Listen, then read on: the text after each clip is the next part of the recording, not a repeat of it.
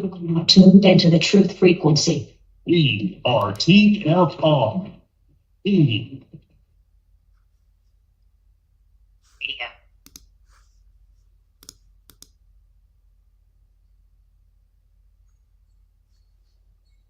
Condition orange. Condition orange.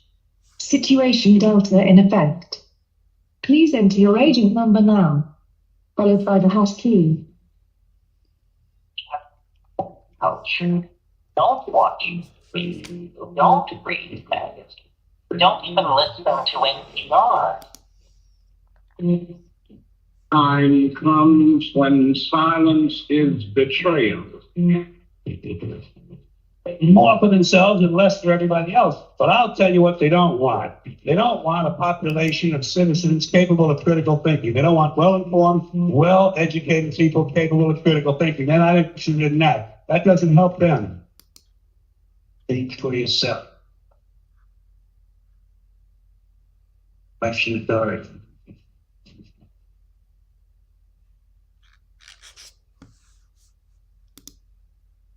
This code has been compromised.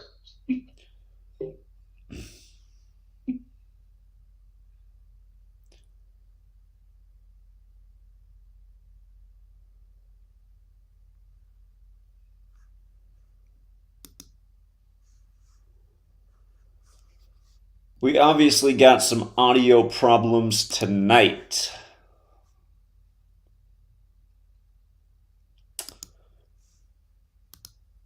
TFR definitely needs a tune-up. Anyhow, I think the intro music would be over. I think I'm not talking over background noise. And anyhow, lots to go over tonight. Before we get into anything, though, I just want to promote something that's actually on the Rumble platform. This is where they have their channel set up right now. It used to be on YouTube. They've been taken down off YouTube like many other people. They've reestablished themselves on Rumble, but they're not really getting any views there. Not nearly what they deserve. If you have the time, you don't have to watch the whole video. It's about an hour and 18 minutes. Wooz News. Wooz News. WOOZ space news. He's been doing good work for a long time. He has done some... I don't know where he compiled all this video footage. I'd seen some of it before, but man, did he find a lot. If you think January 6th was anything other than a media production, you have to watch this video. He has some really good footage of how they staged the Ashley Babbitt death scene. It's undeniable. And we'd already seen parts of that footage in the past, and I talked about how Ashley Babbitt was the huge 201 ritual that day.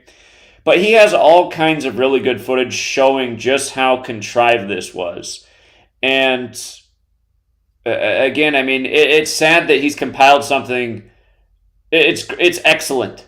You know, I would argue that I might have the best January 6th work on the internet in light of how we forecasted it accurately advanced, and YouTube took down my whole channel over nailing it before it happened because we knew about the Transition Integrity Project, June 12th, 2020 at Jesuit Georgetown. But if there's anything better, it's definitely this. And I might say this is better because this will actually reach more people. Like, more people can digest watching video and seeing the con job that it was. So I'm gonna say that I don't have the best January 6th work on the internet. I think it's the second best because out of everything I've seen now, I think this is the best.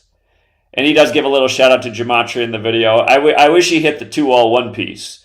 But again, you take the best of his video and you take the best presentations we've done of the massive 2-all-1 ritual, connecting everything from George Floyd to January 6th to why the first Jesuit popes in Suite 201. You put those things together, you know, you really start to connect the dots and see who's orchestrating the theater of the media. But yes, Wooz News. I got to give this a shout out. Watch this video, share it. It's the types of things that, you know, just even people who hate looking into anything, if they just start to watch, their curiosity might be sparked enough to continue to watch and watch more and see just what a con job this was. And it frustrates me to think that I literally had my channel deleted by YouTube for forecasting that there would be a death on January 6th because it was simulated at the Transition Integrity Project, and there'd be themes of the Confederate, the Confederates and the Civil War, and it was just so obvious everything that was going to play out before it happened. Having done the research we did, it ended up being everything we said and more, and just punished by big tech. And what's amazing too is I'd love to interview this guy and find out how he got all this footage. I don't know if he had people send it to him or what, but just watch the film. Wooz News, WOOZ space news. Him and I do not have any affiliation, but he shared the video and asked me to check it out, and I did. And I was sad to see that it doesn't even have 5,000 views on the internet and only 130 likes. Like, I don't know how you could watch this video and not hit the like button. But anyway, that aside, just want to go over some other headlines from recent days.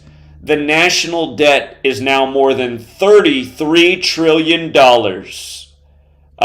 You know what day they announced this? September 18th, which was the day in history the cornerstone was laid for Washington, D.C. way back in 1793. So this was the 230th anniversary of the laying of the cornerstone. But it was a Masonic ritual with George Washington when they laid the cornerstone. And 33, big number with Masonry. Again, the House of the Temple, the Masonic headquarters in D.C., has 33 columns on the outside that are each 33 feet tall. And then you learn Gematria, the simple practice of coding numbers into words. The word Masonry itself is 33. So is federal. So is secrecy. So is order. Big number. The word craft, the knowledge of the Masons, they refer to it as the craft. But 33 trillion on that anniversary, in light of all the Masonic symbolism all over the dollar bill, and D.C. being known as the Masonic City. So I wanted to make sure that didn't slip through the cracks. 33 trillion, unbelievable. And for things like Ukraine, things that don't have to do with America, as people denounce the idea of a new world order, even though men who've occupied the Oval Office have talked about it many a time. Okay, now here's a story that was just reported as some kind of spoof on the internet today, some kind of hacker hoax, and it's obvious that it's more than that. Donald Trump Jr.'s X account was hacked, his spokesman says. Those were headlines today, September 20th, 2023. And what I'm going to show, and I never connected these dots before today, but as time goes on, things become more obvious. I covered these stories around the same time, but Donald Trump, he was called the 45th president-elect. Well, again, we're going to get to why this all happened today, but I got to go back in time first. We got to go back to 2016, November 2016. Remember, it was the early hours of November 9th. The election was November 8th. They waited until the early hours of November 9th to call the election for Donald Trump, the 45th president-elect, on the anniversary of the fall of the Berlin Wall. And it was ironic because Trump ran on Reagan's Make America Great Again, and Reagan said tear down that wall in regards to the Berlin Wall, and then Trump ran on building a wall, and both men coming from Hollywood. Remember, Reagan was the 33rd governor of California. Hollywood has that Gematria 33. They're saying that Trump's considering the governor from South Dakota right now, the 33rd governor of the state, who's advertising all over Fox News about why you should move to South Dakota, where Mount Rushmore was, where Trump appeared on the campaign trail sometime back. But also in November of 2016, right after Trump became president-elect, Fidel Castro died. The communist, Jesuit-educated communist was Fidel Castro, who was responsible for so much fear in the U.S. during the time of the Cold War, backing the Soviet Union. Castro died November 25th. Again, right after Trump became president-elect. Berlin Wall, communist, history, back to World War, threats of World War, rumors of World War. It went on during the Cold War. It's going on right now.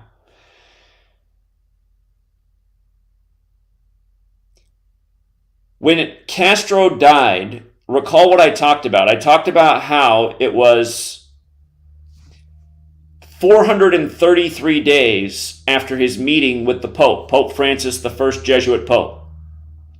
And the day that Fidel Castro met with the Pope was this day in history. It was September 20th, 2015, 8 years ago today. He shook hands with the Pope. Jesuit Castro meets the first Jesuit Pope. And then he dies 433 days later, Castro, the 84th prime number. Remember, the Jesuit order is 84 the small way. The word Jesuit alone is 84 the big way. Pope Francis, the first Jesuit Pope, has 84 in his birth numerology path. Again, the United States has had diplomatic relations with the Vatican since 84. United States of America, the small way, 84. Big number. But then Castro's son died 433 days later, the 84th prime, supposedly from suicide. Now, the reason I'm bringing that up is because 433 days before today, Donald Trump's ex-wife died 45 years after their marriage. 433, the 84th prime. Donald Trump, Jesuit educated at Fordham. Both Castro and Trump, what they have in common, Jesuit educated.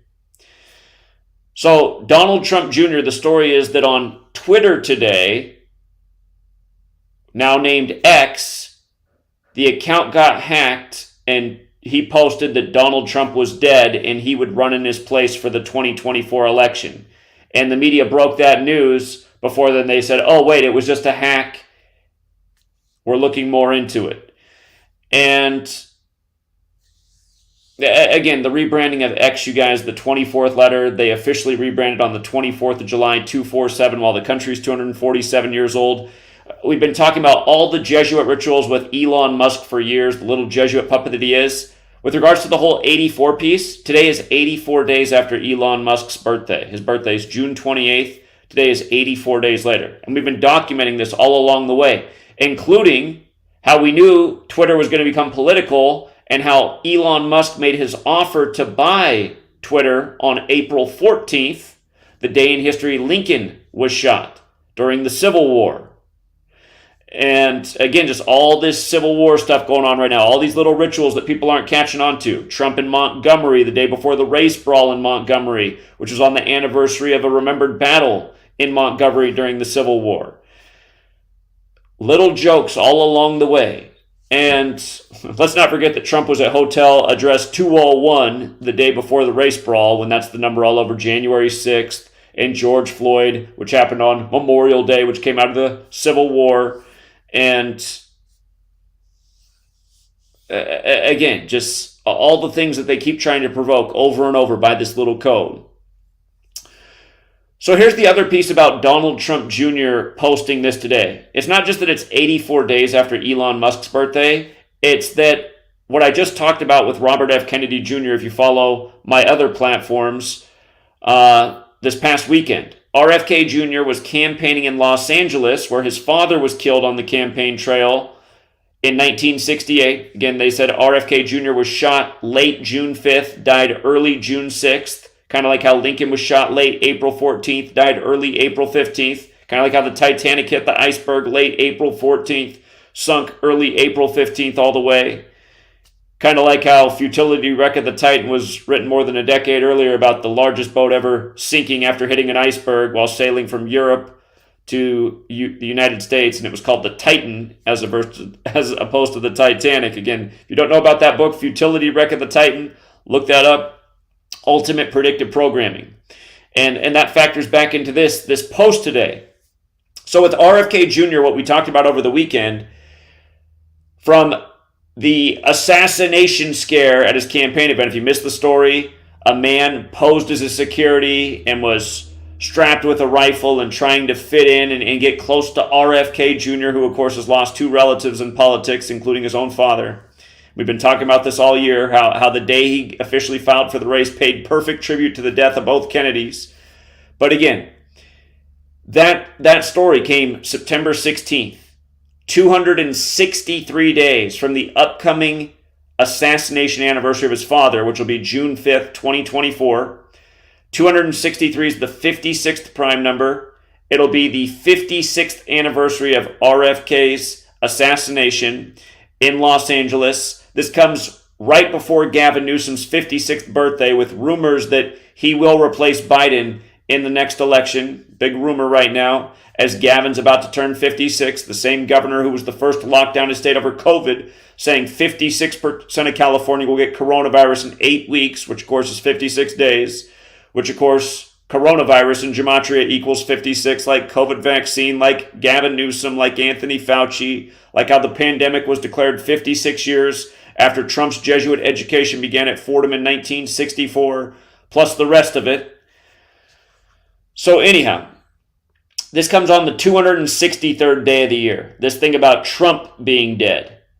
Trump being dead on the 263rd day of the year, 4 days after the assassination scare with RFK, which again was 263 days for the upcoming anniversary. And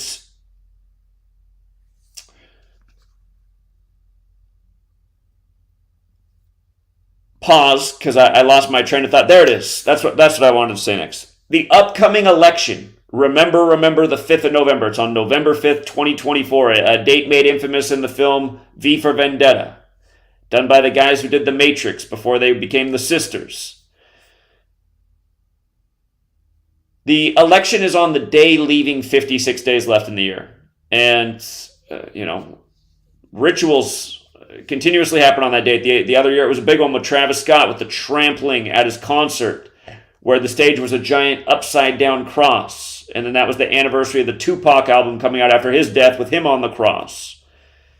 And again, the album called Machiavelli, and he died on Caesar Borgia's birthday, who, the real Machiavelli, wrote his book The Prince, again about Caesar Borgia. And then when Tupac's mom died, she died again on the real.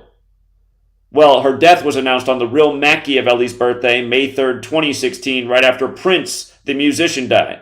And I know I'm so redundant, but again, these examples, if people will just look at these things, they'll start to realize, okay, there's definitely something going on here. That's the point.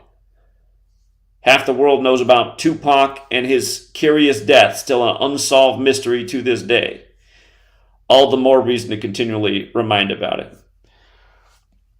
But also, Donald Trump Jr., he's 45 years old right now. He's 45 years old. Actually, hold on. Before we get to that piece, let me rewind. The election, November 5th, the day leaving 56 days left in the year. That day is 144 days after Trump's birthday. And again, RFK Jr. officially filed to be in the race April 5th, 2023, 144 days after the Superior General's birthday. That's the leader of the Jesuit order. His dad reportedly died at 1:44 in the morning, June 6th, 1968. JFK dead on the 144th day from meeting with the Pope in 1963.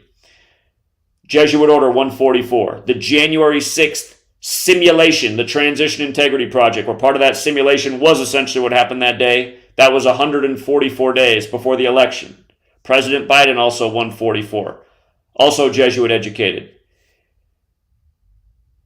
If you're new here, the numbers are a language. It's why we're always talking about the same numbers with the Jesuits. 144, 56, 201. 201 is another big number we talk about. Donald Trump Jr. was born on the 201st day of Trump's age. Again, he's 45 right now. His mother just died last summer, supposedly falling down the stairs, 45 years after her marriage to the father. And then she was buried on July 20th, the 201st day of the year. And now she died 60 weeks into the Jesuit Ignatian year, the first one ever when it's the upcoming 60th election. And again, Inauguration Day is 20/1, the 201st day of the nation's age. Plus everything else that we've talked about so many times. So think about why it's his account. Other family members in the Trump family, but it's his account, the son born on the 201st day of his age. And we know how special this number is to the Jesuits. That's why Pope Francis is the first Jesuit pope and the first to live at Suite 201 at the Vatican. That's why January 6th came 201 days after the only Confederate statue fell in D.C., that of Albert Pike, who wrote his letter about 3 world wars on the Jesuit order birthday, August 15th, addressed to the second commander of the Illuminati.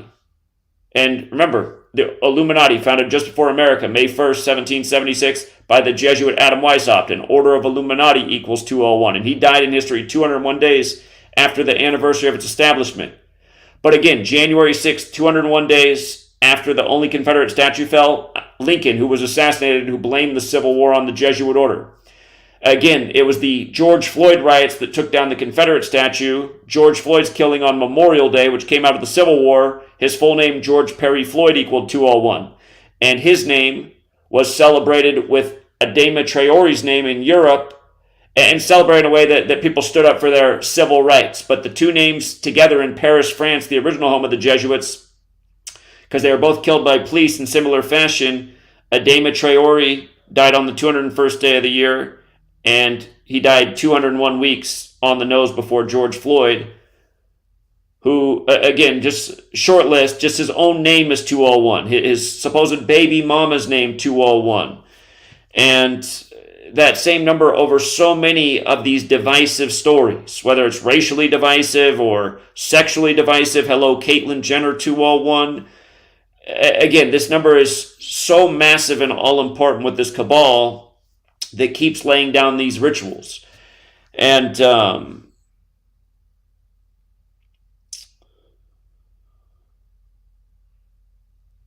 let me see. Let me make sure I got the other important points here. From Trump's birthday, June 14th, which is the U.S. flag's birthday, from his birthday to today, the accidental hoax post of him being dead, exactly 14 weeks. The word dead is 14. Supposedly this was just a random hack hoax today. And you know what? Again, anonymous, right? The hacker gang that leans more liberal, I think. But anyway, the one thing I know for sure is anonymous. They get their symbolism from the Guy Fawkes mask, which again is Jesuit. So, and they're the hackers, right? And then Facebook was started in the huge Jesuit ritual, and Facebook's headquarters address is on Hacker Way. If you didn't know that, look it up. I'll never forget the Ides of March when all my online accounts got hacked, and the first one that went down was Facebook.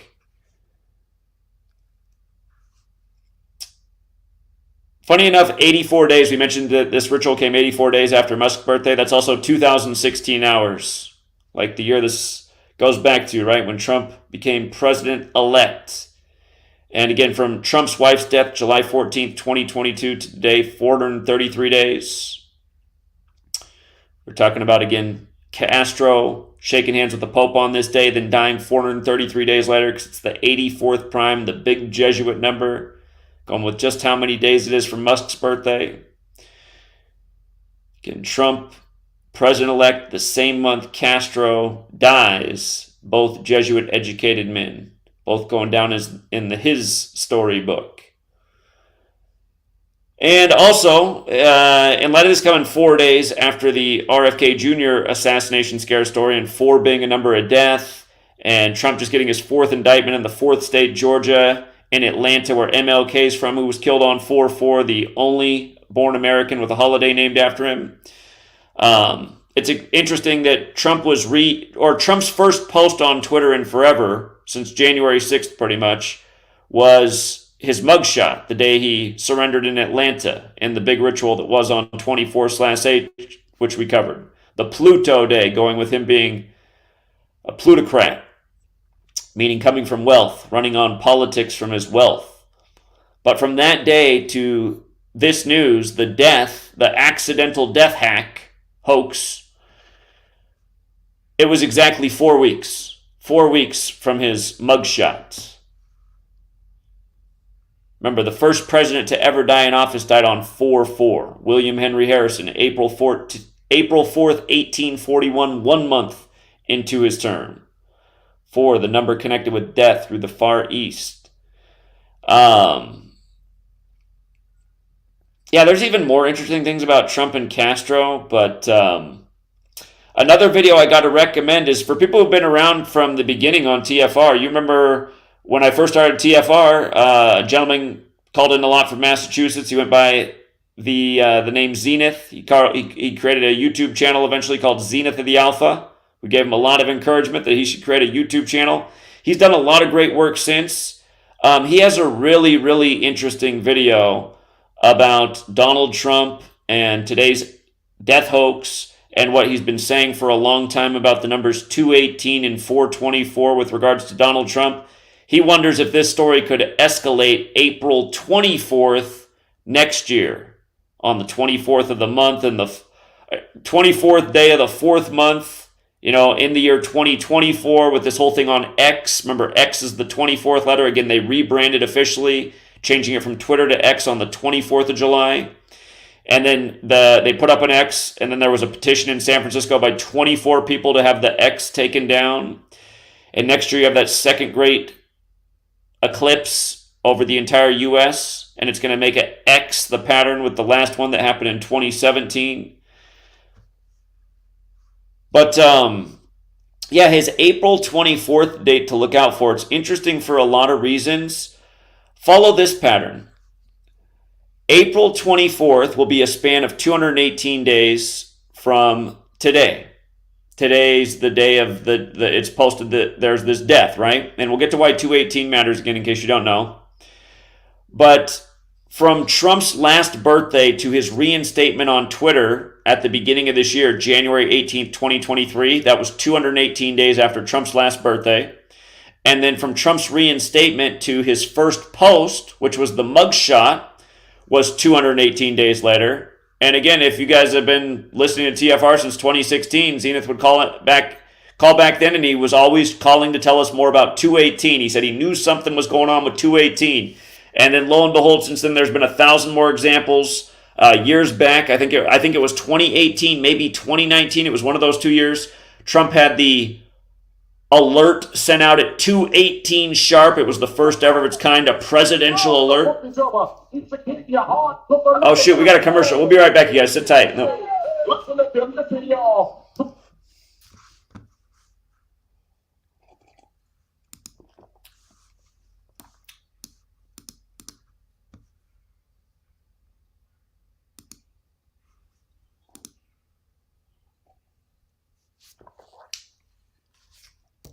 Accuracy is very important. Here's why. It builds credibility. Credibility starts to weaken if you mess with the facts, the truth, the correct numbers. Now, everybody will give you room for what we call an unintentional error in dealing in facts. Now, see, if my watch says about 7:28, but if you were to ask me what time is it, and I was to say it's 7:30, you would allow me to be a couple of minutes off, right? If I said it was 7:30, but accurately, really, truthfully, it was 7:28, you would give me that error to just quickly say 7:30, right? You would say, you didn't mean to mess up my life, right? By leading me astray with this erroneous information that it was 7:30 when really it was only 7:28. Now, there are times and occasions when you may have to be precise, and it may be a life and death matter, who knows? From the dawn of man, we have turned to nature to help attain balance within ourselves. But somewhere, we lost our way. Western culture is once again remembering the healing benefits of CBD, the non-psychoactive component of the hemp plant. That's why more and more people who use CBD report relief from inflammation and chronic pain, balanced blood sugar and cardiovascular system, relief from muscle tensions, tremors, migraines, headaches, anxiety, depression, and the list goes on. The big question is, where do you get it? iLife is a 99% pure CBD oil made with all organic ingredients, and it's available to TFR listeners worldwide. If you use coupon code TFR at checkout, you'll get $5 towards your order. Head on over to iLife.com now. That's AYA life.com.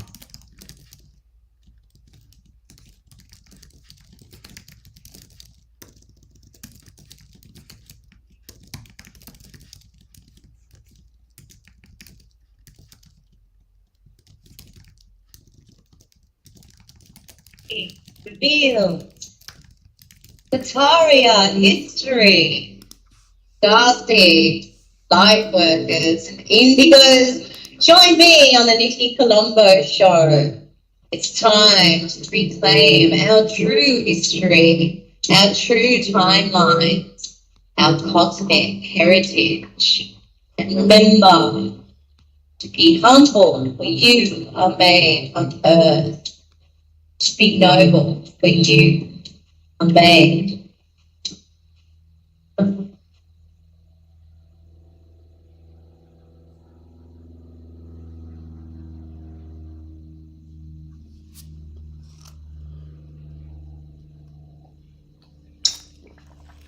Real people, real radio.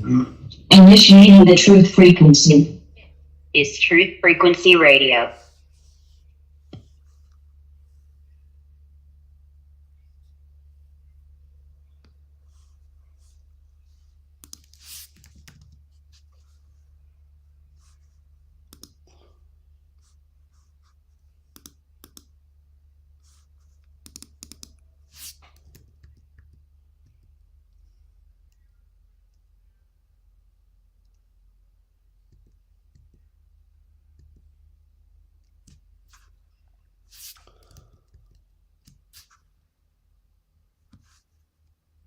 Okay, I think we're back, True Seeker. Again, the sound's not working very well. I might be talking over the ads or the music right now, but it's not coming through on my end, so it makes it difficult.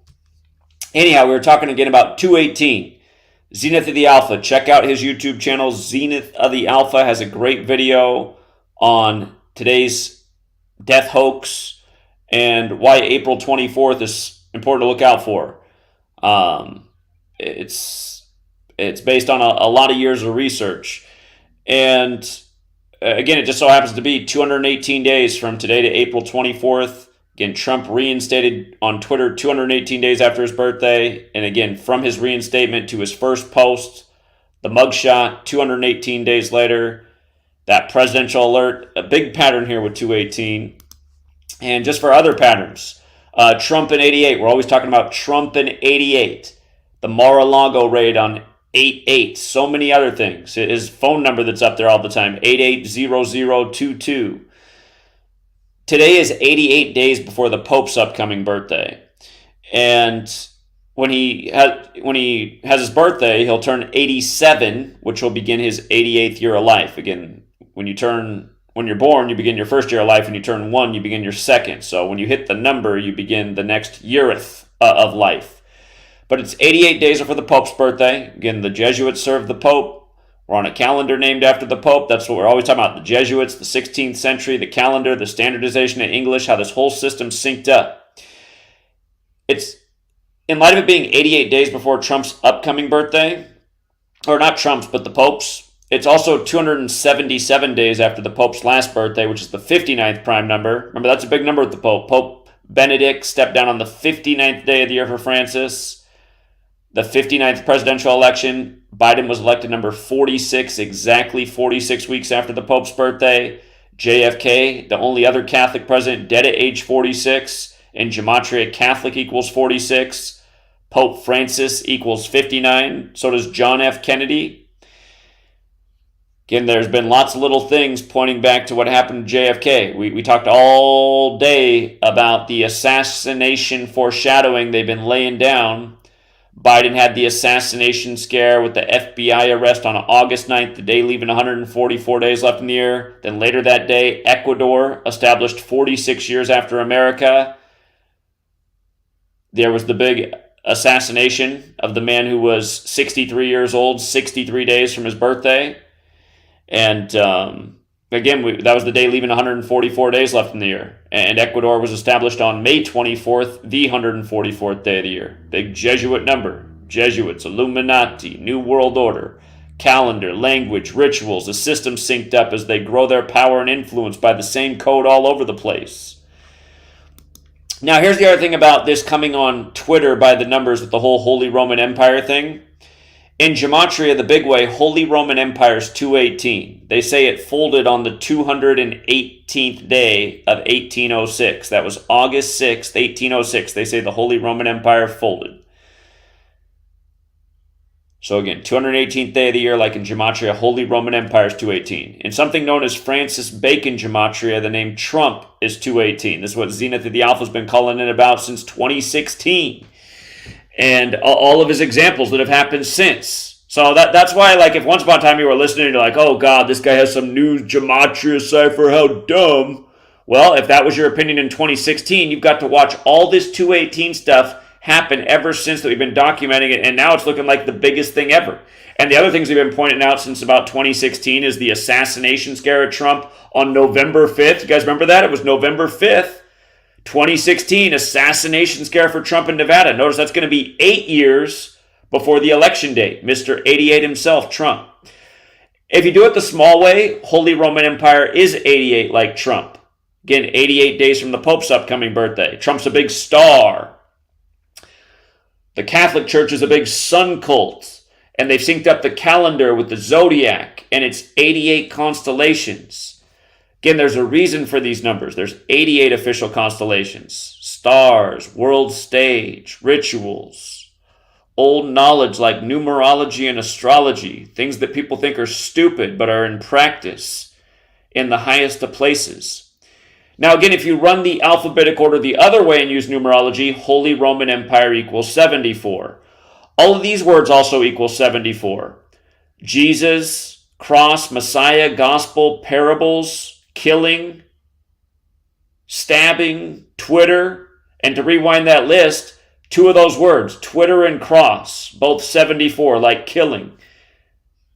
Is an X the new rebranding of Twitter, not a cross? Isn't it interesting how, in a way, it still preserves the 74 if you just look at the X as the cross?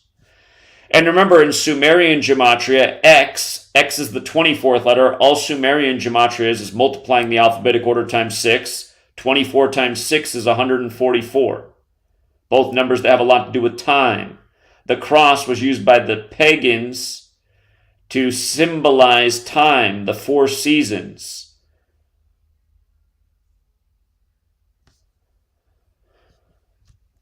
And again, just in light of Trump, with his recent 4th indictment in the 4th state, Georgia, where MLK's from, who was killed in an election year, the same year RFK was in 68. The year Donald Trump turned 22. This man built into a massive star, maybe only to be torn down like the World Trade Centers. A spectacle to divide the masses yet again. They can do it with a building or set of buildings. They can do it with a man. They can do it with all kinds of things because they got this technology, these devices in our homes where they can just broadcast everything we want to, everything they want us to think about and emotionally charge it the way they do and get people to divide among the lines that they also do.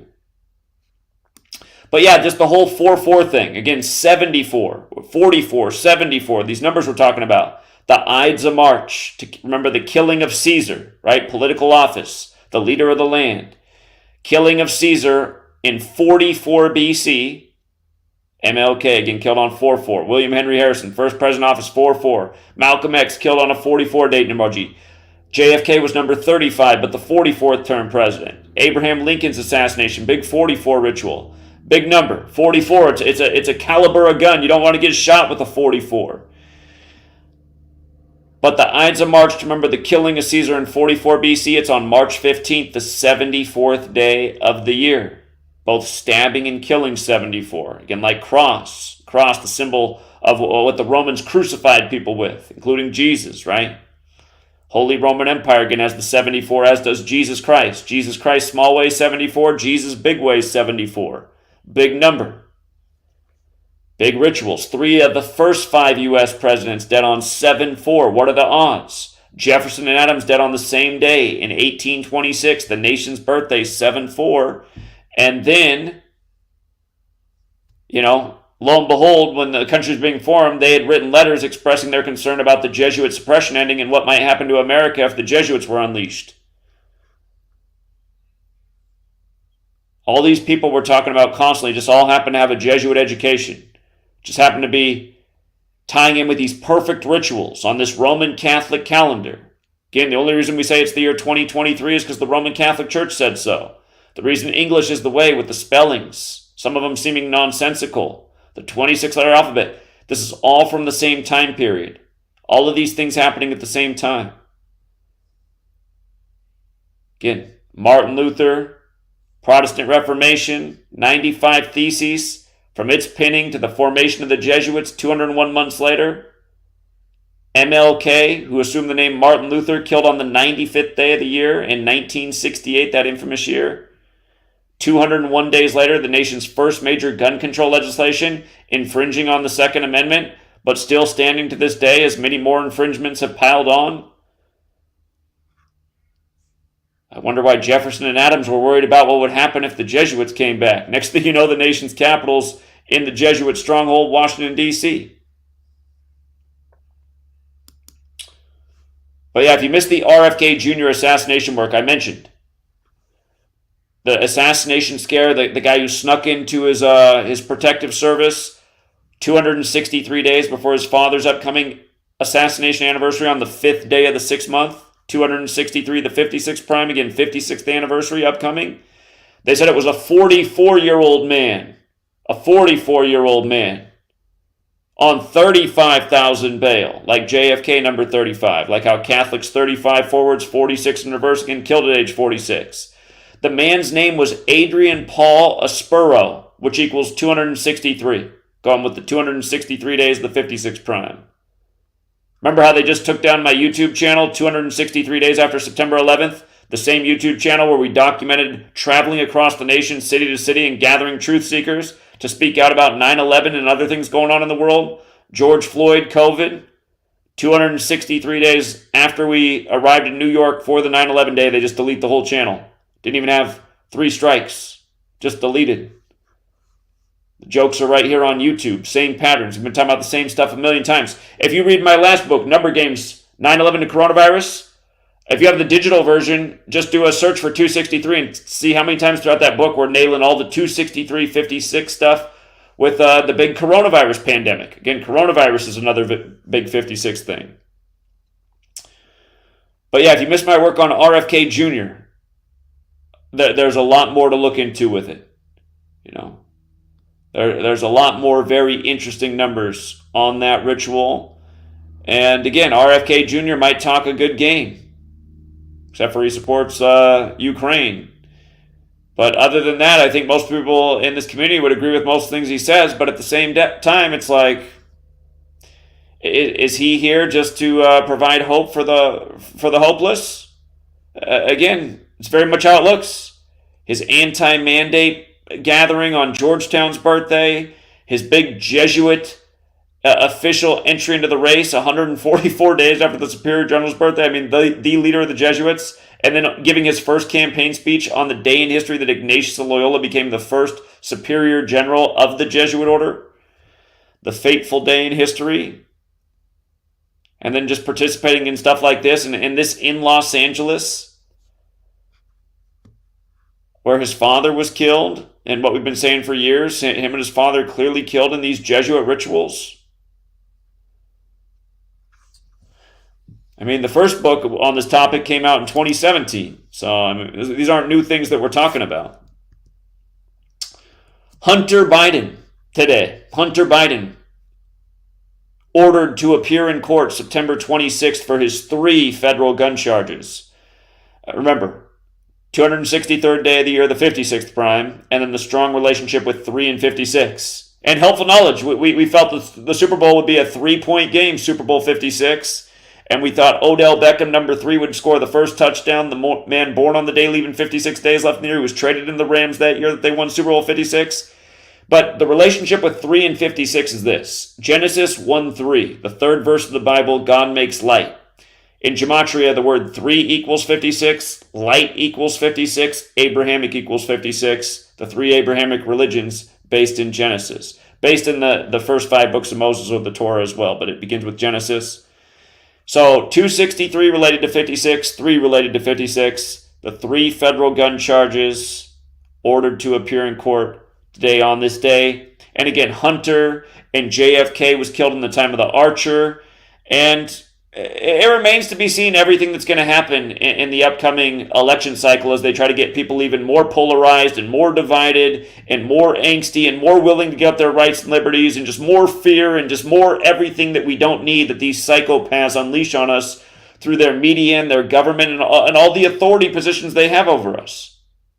Again, for everyone who watches my channel goes, I don't get the point of this work. It's to show you how corrupt the authority is and what's controlling the authority. And I'm always amazed at the people who don't see the point of what I'm trying to show and communicate. Should be apparent. We're being played for fools by a code, by a cabal, where all of this comes from Kabbalah. But RFK Jr., he's hinted that it could be him because they won't give him a Secret Service detail. And let's not forget that the Secret Service was created the same day that Lincoln was assassinated. April 14th.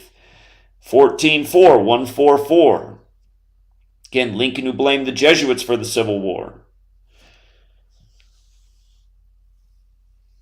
But RFK Jr., I mean, there's been a lot of Kennedys who've died, but there's only been 2 who died in relation to assassination in political office. Could that be a story? Again, I see the pieces of the puzzle, but you still got to put it together just right. And again, Hunter Biden. Hunter. JFK was killed in the time of Sagittarius, which, by the way, equals 144 in Gematria. Sagittarius is the archer or the hunter. Joe Biden has the same birthday as RFK. They're both born November 20th. What are the odds? Joe Biden has the Gematria 44, who was VP to number 44. Barack Obama, whose name equals 68, like MLK killed on 4-4 and 68. Like all these little tributes to history all along the way in the building narrative of where we're being taken to. For other familiar number patterns, just more, another drop in the bucket for the divide, the political divide. Former Trump aide about to release a book, Cassidy Hutchinson, just days from her new book release, alleges that Rudy Giuliani groped her on January 6th. And what I noticed about her is, remember, Giuliani turned himself in Atlanta the day before Trump did, and Trump turned himself in on 24/8 in this massive 248 ritual. Super layered, going all the way back to 2016, which we covered then. And in Gematria, President Donald Trump's 248. And next year, the election, the U.S. will be 248 years old. So, again, just the point is, the numbers, the rituals, the characters on the stage, the storylines that are leading up through a period of time. Where will this one eventually lead to with Cassidy Hutchinson and her book deal, and maybe someone who's coming up more on the political theater world? We'll see her more as a guest on, will it be Fox or CNN or both or Breitbart or wherever? It's just, you just notice as these characters come on, being aware of this knowledge, you see like, oh, there's the same number again. Okay, they're really coding that a lot right now. They're really foreshadowing something big's coming next year when, again, not only does the U.S. turn 248 years old next year, the Illuminati turns 248. May 1st, 1776 for the Illuminati, July 4th, 1776 for the U.S. Again, the birthdays. Next year, 2024, it's 248 years later. Again, Trump on 24/8, the first Twitter post, and the 218 ritual. Astrology being a part of this. Pluto, which went from the 9th planet to the 8th, got demoted on that day in history, 24/8. So, this woman's 27 years old right now. The ritual number, like Trump called the 45th president-elect on the anniversary of the fall of the Berlin Wall, which, if I forgot to mention so earlier, Berlin Wall in Gematria equals 45, going with Trump being number 45. The word ritual equals 27 forwards, 45 when you run it in reverse. Okay. Now, what's funny is I was looking at this post today from Donald Trump Jr. saying his father died and he was going to run, and then they came out and said it was a hoax and a hacker did it on X. But then I saw this story about the Adidas CEO today. This also broke today. Kanye West didn't mean anti-Semitic remarks, says Adidas CEO. Again, he's defending Kanye on this day. And I wouldn't have caught this, but because I was looking at the parallel with Castro shaking hands with the Pope on this day and the death pattern with him and his son and how it fits in exactly with the hoax today and the death of Trump's wife, again, these distance of 433 days, this specific number to the Jesuits, I just noticed that when the Pope was shaking Castro's hand on September 20th, 8 years ago, he was wearing Adidas. I thought, is that a coincidence, or is there something more here? Adidas, the history is they have a lot to do with the Nazis if you look into their history. And again, they were calling Adolf or not Adolf, but Kanye, like a Nazi. They're calling him all kinds of things, neo-Nazi, or all the things they were saying earlier this year. He sounded like a Nazi, just the things he was saying. So I'm going, okay, that's interesting. And then, you know what just happened? We just had Rosh Hashanah, the Jewish New Year. It just passed. And during Rosh Hashanah, the New York Times, which is led by a Jesuit, the New York Times put out a story that all this time, there's proof at the Vatican that the Pope knew about the Holocaust from the beginning, because the Catholic Church has been saying for all these years that they really didn't have a clear picture of what was going on. But the New York Times released the story that on December 14th, 1942, Pope Pius XII, he's the same one that was alive when the CIA was established on September 18th, 47, his 201st day of his age. Remember, the CIA's got the big 201 connection. And a lot of people have always joked that CIA really means Catholics in action. Well, you learn this gematria knowledge and you look into the history of D.C., the land of the Roman architecture, once called Rome on the Potomac, you start to realize that that's more than a joke about the Catholics in action. It's obvious that, yeah, that's partly true. And anyway, Pope Pius XII, December 14th, 1942, about 5 years before the creation of the CIA, that he was given this letter by a Jesuit priest, Father Lothar Koenig, alerting him about the Holocaust taking place. So here's a letter written right to the Pope that's still stored in the archives of the Vatican. And again, just the timing of it, right? To release this news during the Jewish New Year, right? And it kind of reminds me of like when Christmas comes around, how it seems like a lot of times the media will have like extra sour focus, just things that might impact you all the more emotionally, psychologically, just in a negative way. Like, really, that has to be the news right now? Same thing for Jewish people, right? I mean, how pleasant is it to be celebrating the Jewish New Year and then you're reminded of the Holocaust? Oh, the Vatican just dusted off the shelves and realized that all the time they did know. So maybe they weren't ignorant. But again, it's also a letter from a Jesuit priest, right? The Jesuits have the intel. And here's your homework assignment tonight. What man once said the Jesuits are the greatest intelligence network in the history of the world? And again, they're the 201 order, and the CIA was established on the 201st day of the Pope's age. I mean, just think about it. So, yeah, the letter's from the year 42. Of course, Jesuit has that gematria 42 like World War. And the letter was dated December 14th, infamous day in history, the day George Washington died unexpectedly. And December 14th in gematria, the words when written out December 14th have the same gematria as Society of Jesus. And Society of Jesus equals Washington, D.C. And December 14th equals Washington, D.C. And December 14th equals George Washington. And the first Jesuit university, Georgetown, was established in 1789, right before George Washington became president. Same year, 1789. December 14th also equals Father Robert Lebert, and he is also a part of this story of this letter if you want to read about it. So the day the story was published, September 16th, that was the 259th day of the year, Roman Catholicism, 259. The article the New York Times wrote about this, the first picture they have of Pope Pius XII, they chose it from 47. Go figure. Go figure. Also, if you want to become part of Elon Musk's experimental AI brain Neuralink experiment, trial signups have begun. You want to be a cyborg? Now is your opportunity. And again, we said expect really big things from Elon Musk when he turns 52. We said this years ago. And he's 52 right now. Why did we say when he's 52?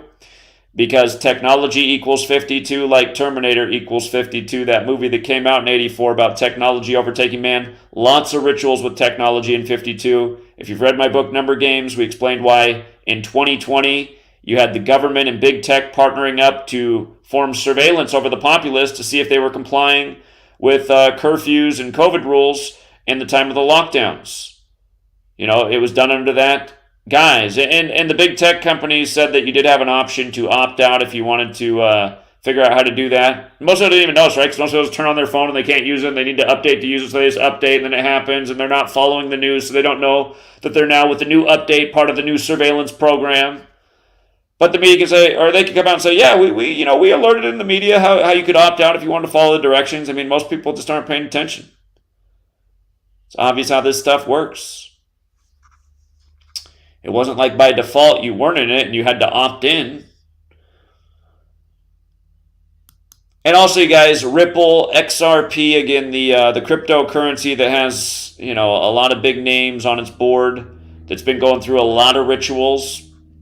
Shout out to Big Ali, tipped me off today that they are going to be having a party to celebrate their big ruling that they got earlier this year on July 13th.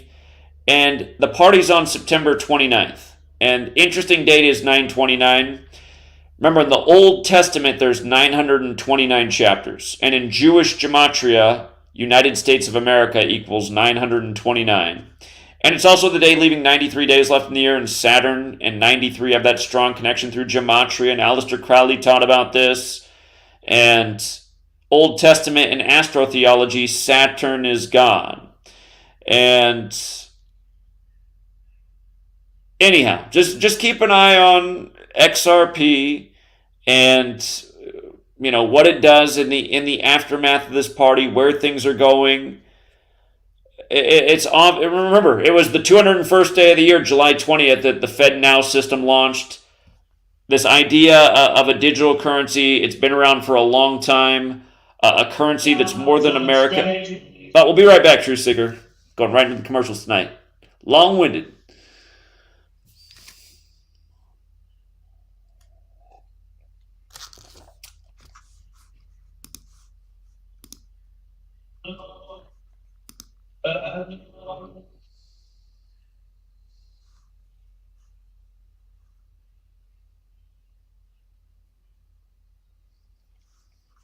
This is iHeartRadio. iHeartRadio. iHeartRadio makes you want to move. When you have a great melody, a song is right.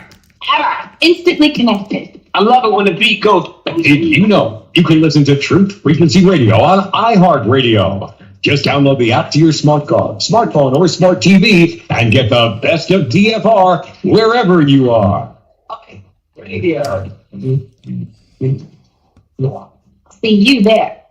So, you love talk radio, then you'll love TalkStreamLive.com. TalkStream Live is always on, 24/7, with the best streaming talk shows. Find your favorite talkers and discover some new ones. It's free, readily available online or on mobile with any smartphone or tablet. Finding your favorite talk shows all in one place has gotten a whole lot easier. Just go to TalkStreamLive.com. Be sure to download the free apps from Google Play or the iTunes app. And by the way, Mr. President, your campaign agreed to both sides would get 2-minute answers uninterrupted. Well, your side agreed to it, and why don't you observe what your campaign agreed to as a ground rule, okay, sir? Look, Here's the deal. tremendous sprouts, and Joe does the circles and has 3 people. Here's the deal.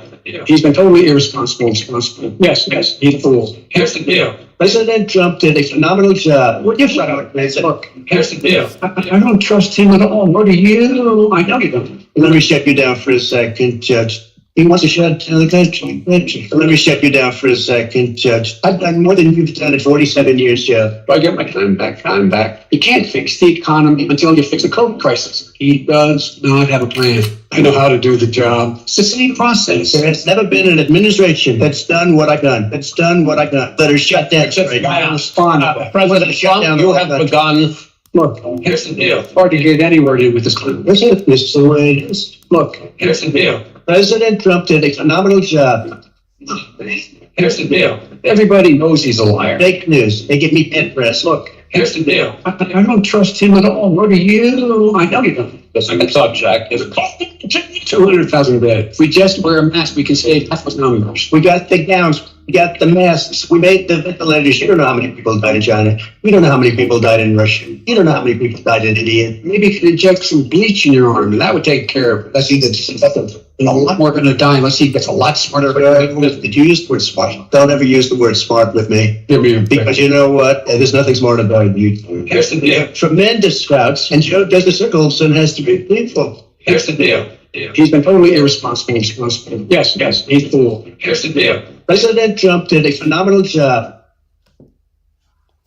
This is Truth Frequency Radio. The wicked one, obviously under heavy Masonic influence.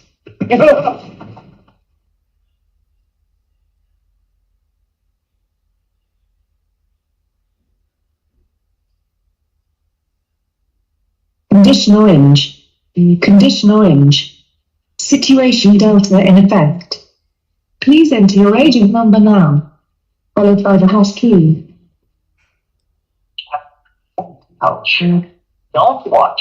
Don't read magazines. Don't even listen to NPR. Time comes when silence is betrayal.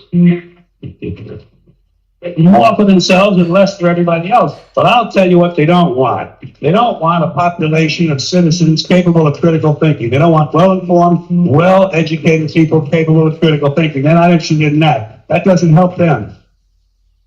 Think for yourself. Question authority.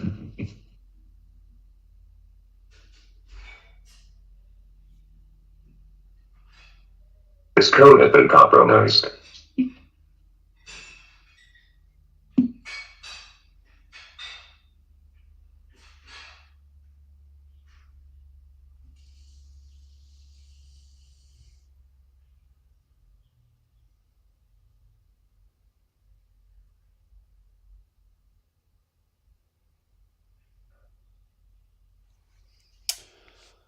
Okay, again, the sound's off, so I'm hoping the ad is actually over. We're going to be getting to calls here pretty soon, but before we do that, thank you to Natural Law in the Occult who made a $20 donation. And not only do they make a donation, they're going to donate their time. If you are in the Jacksonville, Florida area, they are going to be out at the football game, the Houston Texans at the Jacksonville Jaguars, this week, October 1st. Educating about the rigging of the league and Gematria. And I don't know if they're aware of this or not, but this past weekend in the NFL, the Jacksonville Jaguars picked up their 112th home loss as a franchise. That's interesting because they lost to the Chiefs. And of course, in Gematria, Chiefs equals 112. We've talked about this number pattern with the Chiefs for a long time. If you go back and look at the box score for that Chiefs-Jaguars game, you'll see that it was Patrick Mahomes' birthday. It was also the NFL's birthday. The NFL founded in Canton, Ohio, September 17th, 1920. And it's also the Constitution's birthday. It goes with the NFL being established 133 years after the Constitution, where both football and government equal 133. But anyway, the Jaguars just picked up their 112th home loss. Chiefs and Jaguars both have Gematria of 112, and the city that equals 112 is Houston. And now they'll be hosting division rival Houston while on 112 home franchise losses. And this gentleman's going to be out there educating again about Gematria and hopefully gathering truth seekers and trying to get people to care about what's going on and to see through the theater of pro sports, which, yes, are scripted. It's why these rituals are perfect day after day, week after week. And, yeah, awesome. Thank you, Natural Law in the Occult. If you know what corner you're going to be on, if you want to send me an email, if you have a little bit more information, I'll look for that email, GematriaEffectNews@gmail.com. If you know what times and like what corner of the stadium you're going to be at, might be helpful to get that information out there for more people who want to gather. But yo, if you're in Jacksonville, go find them around the stadium. It can be done. A lap can be walked around the stadium if need be. I really would love to see more and more people doing this at sports events. Evan was doing it this past weekend at the Dallas Cowboys Stadium. Of course, we were at the Seahawks Stadium for the opening week, telling them before the game why Matt Stafford was likely going to get his 94th win and sink the Seahawks fans' day, which is exactly what happened in the land of 94 Seattle, which won its only Super Bowl in the 94th NFL season. Again, right before star quarterback Russell Wilson lost his grandfather at 94, a number that goes way beyond the NFL and goes right into the coronavirus pandemic,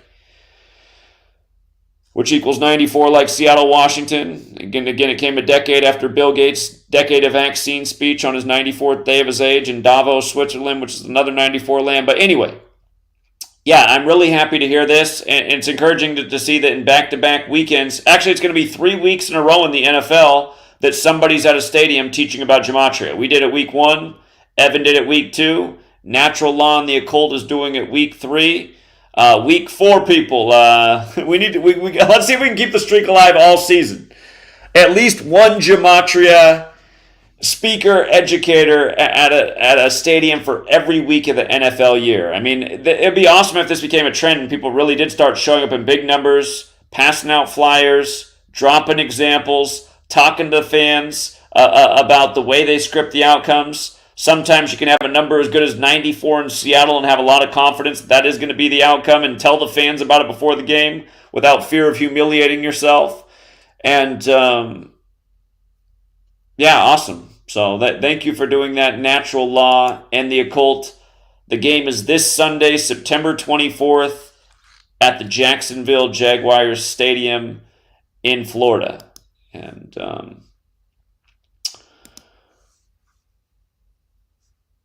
yeah, thank you. Thank you very much. Okay, so with that said, let's open up the phone lines and take some calls. We haven't done that yet this evening. Here's Austin, who was out there in Seattle with me to lead us off. Nice. What's up, Austin? Yo, Zach? Yeah, how you doing?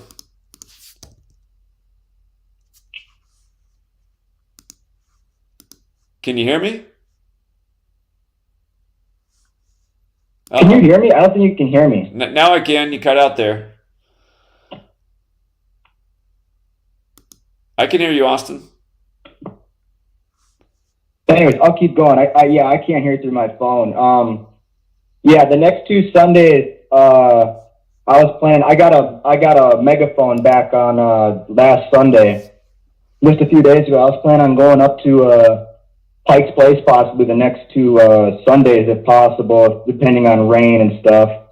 And I figure now's the time because the censorship and stuff is just, out of control. You're down to just, 3 channels, and, who knows if you're even going to have a channel 6 months from now, or, who knows? I mean, there's not much time to get the word out with the way things are going. And yeah, basically just next year, it's just going to be, people's priorities and health and rights and liberties and stuff is going to have to be the way people, what people prioritize. People just keep getting out, pounding pavement, inspiring people. I want to keep getting out.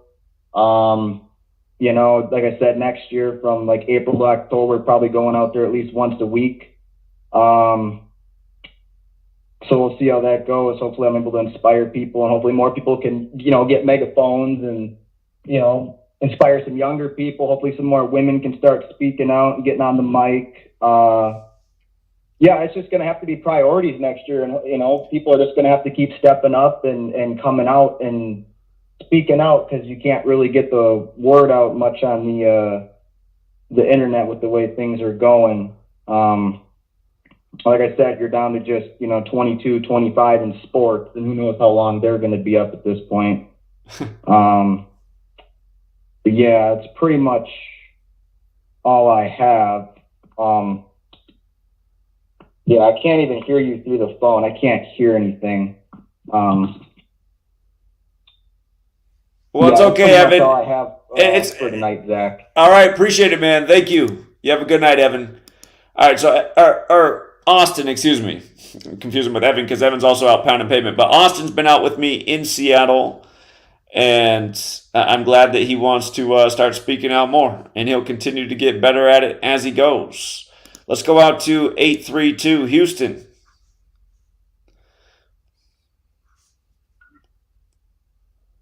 (832)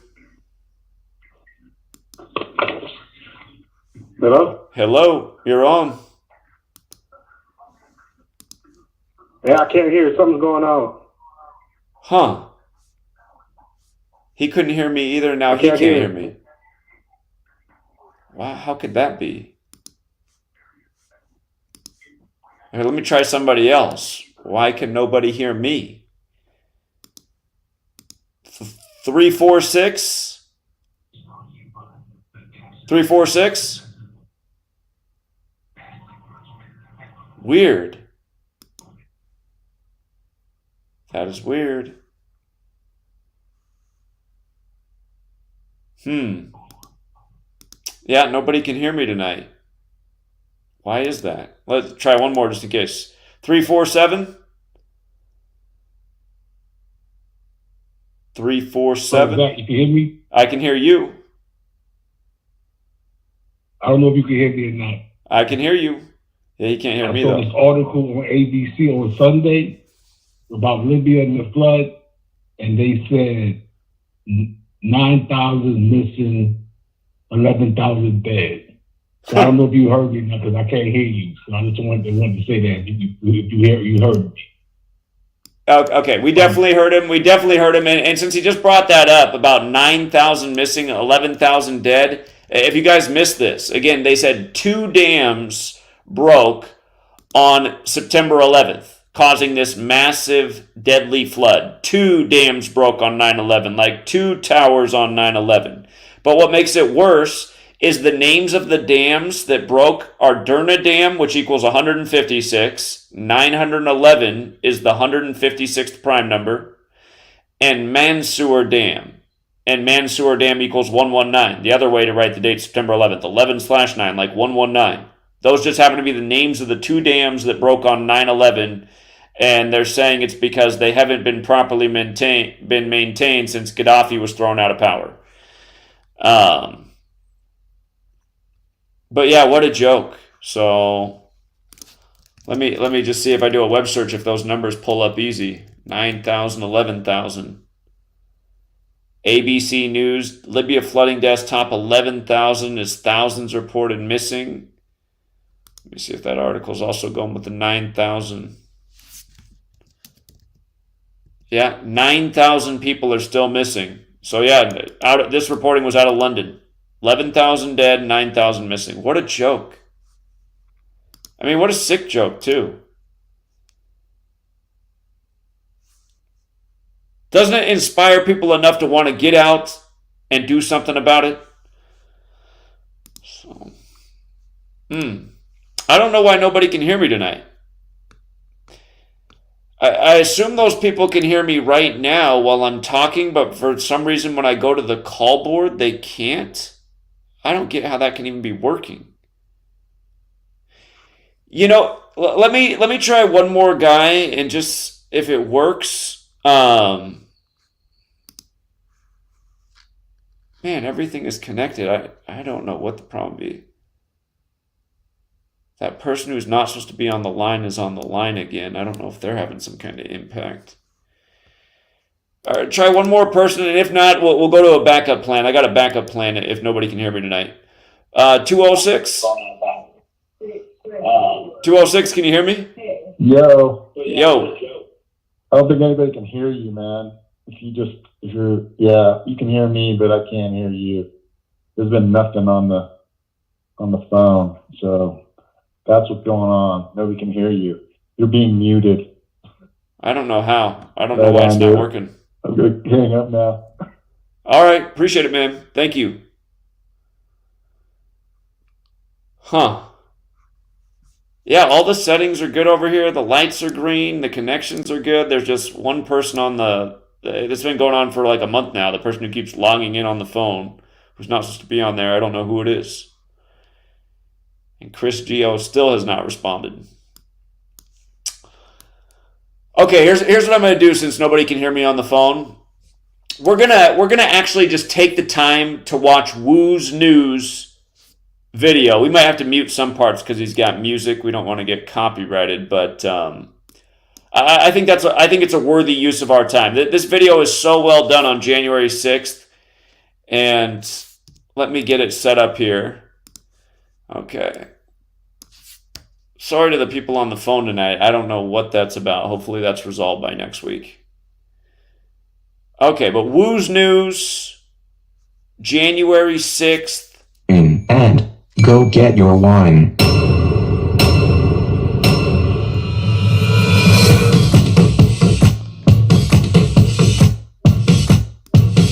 The The January 6th event serves as a cautionary tale about the perils of manufactured outrage and takes an unexpected twist as a web of conspiracy emerges. In Act 1, we applied the Homeland Security and Evaluation Program, illustrating the pivotal roles of stage directions, crisis actors, and fake blood, and challenges our audience to question the boundaries between truth and fiction. Now we're, for people who are simply listening on TFR, understand a lot of this is visual, so this is not going to make for the best radio, but you will be able to pick up stuff just by listening, and I'll pause along the way and point out some things to also fill in. But if you want to join us where you can actually get the visual as well, we are streaming on YouTube on GematriaEffectNews 25. Also GematriaEffectNews 22 or Gematria Sports, the 3 remaining channels. I'm using them while I still can because I have a feeling a lot more channels are going down since they've deleted 2 channels in recent times, both without even getting strikes, just taking down the whole channels at once for unexplained reasons other than vague statements such as you violated the terms of service, which I guess is teaching about Gematria. But yeah, right now it's showing the staged, just a real quick clip, they get into it more later, a real quick clip of the staged Ashley Babbitt killing scene, supposedly on January 6th. Remember how Ashley was spelled a really bizarre way, Ashlii, and the spelling of the name had that encoded 84, that big Jesuit number, and she was killed beneath the sign over the doors, and the Gematria, that sign was 201, going with the whole day, coming 201 days after the Confederate statue going down, and 201 being the big Jesuit number, and the Jesuits behind, obviously, January 6th, but what we know about the Civil War as well, giving us his story. But yeah, if you want to join us on YouTube, you can also get the visual. I would encourage you to do that. Or if you, you want to leave us early tonight, maybe just watch it yourself, that is perfectly fine. We're having technical difficulties tonight. We're doing our best. But Woo's News, it's on BitChute, WOOZ space news, WOOZ, Woo's News. Here it is. Here in Act 2, our 2.5-year investigation unravels a chilling truth. The January 6th Capitol breach was no spontaneous event, but a meticulously orchestrated symphony of chaos and manipulation. And yes, it's likely you may be triggered by some of the information we are to share with you, but come on, put on your big boy / girl / non-binary pants on and see it through. In this episode, we're gonna journey through the January 6th timeline of events in 889 angles, and identify all props, characters, mistakes, and bad acting, with additional commentary from all sides. So let's begin our journey by setting up the stage. On December 21st, 2020, Aria Kovler, a political consultant with a background in government relations, tweets, "On January 6th, armed Trumpist militias will be rallying in D.C. at Trump's orders. It's highly likely that they'll try to storm the Capitol after it certifies Joe Biden's win. I don't think that this is sunk in yet." Which brings us to a town hall meeting held 2 days prior to the riots on January 4th, with Mayor Muriel Bowser, and Chief Conti, who, side note, replaced Chief Peter Newsham just 2 days earlier. You know, the same Chief Newsham whose first assignment back in 2016 was to investigate Edgar Madison Welch for firing shots at James Alefantis' Comet Ping Pong Pizzeria. Photographed by Jose Luis Magallan. Let's learn a new word. Kayfabe. Kayfabe is the portrayal of staged events as real or true. Everything in entertainment wrestling is to some extent scripted, or kayfabe, even though at times it is portrayed as real life. A wrestler breaking kayfabe during a show would be likened to an actor breaking character on camera. Keep this in the back of your mind as we travel through this timeline. Like any good story, we need to understand the mainstream narrative, and we picked the most middle-line mainstream media news source, PBS. Written on January 5th, states, "Hundreds of supporters of President Trump descended on the nation's capital to cheer his baseless claims of election fraud a day before congressional vote to affirm Joe Biden's victory." He warned that Antifa, the umbrella term for leftist militant groups, should stay out of Washington. Mayor Muriel Bowser called in National Guard troops to help bolster the city's police force. She urged residents to stay away from downtown Washington and to avoid confrontations with anyone who is looking for a fight. On Monday, police arrested the leader of Proud Boys, Henry Tarrio, for burning a a BLM flag in public. The following day, a judge signs an order banning Tarrio from entering D.C. How convenient. An afternoon march was also planned to the U.S. Capitol, where Congress will be voting to affirm the election results. Despite pressure from President Trump to help overturn his election loss, Vice President Pence will stick to his ceremonial duties and not block Wednesday's certification, citing, "I have no right to overturn the election." He's a great guy. Of course, if he doesn't come through, I won't like him quite as much. And lastly, Black Lives Matter Plaza was sealed off Tuesday, and we'll see why. Keep in mind that most of the events on January 6th will literally play out on a stage, which has just been completed for the inauguration. Now that we've reviewed the backstory, let's identify some of our photographers. Julio Cortez, Victor Blue, Igor Bobik, Sabrina Tavernes, Aaron Schaff, Samuel Coram, White House press photographer Andrew Hardick, White House staff photographer Sal Loeb, Wynn McNamee, J. Scott Applewhite, Drew Angerer, John Minkelo, Manuel Sinetta, Amy Harris, Jose Luis Magana, Joseph Prezioso, John Cherry, Sandy Backham, citizen journalist Brendan Gutenschwager, town hall reporter Julio Rosas, Luke Mogelson, Typhoon Josh Good, John Farina, News to Share's Ford Fisher, Young Kim, Blaze TV's Elijah Schaefer, Michael Negro, The Washington Examiner's Stephen Nelson, John Sullivan, Chris Jones, Taylor Hanson, Cameraman Sam of InfoWars, just another Brandon of InfoWars, and chief photographer of SWNS, Adam Gray. And while we're on the subject, I would like to take this moment to retract the claim that he was fake arrested on January 6th, when in fact it was in New York, June 1st, 2020, during the George Floyd riots. Now, let's start our journey again, here on the Ellipse and the Washington Monument. Now, mainstream media reports there are 36,000 present at this DC rally. We'll just have to take their word for it. And the time is currently 10 a.m.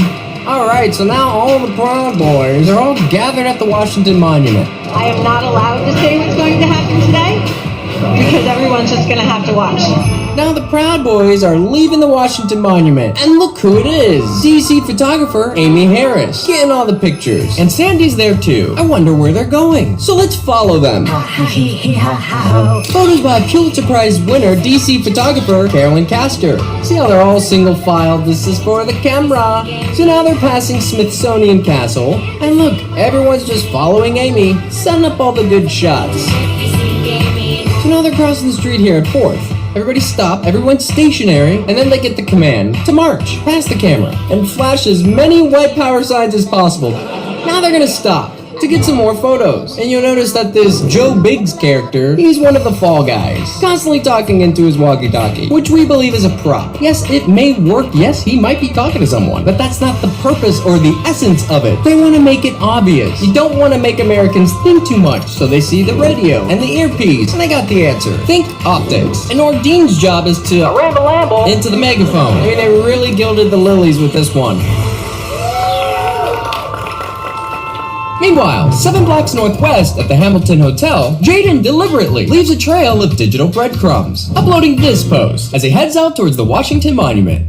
Now, let's head to the east side of the Capitol for a little sermon shoot, photographed by CBS News, HuffPost, and Newsweek journalist Mike Thieler. And now they're bringing out the ridiculous cross prop, which we'll see later, being crowd served.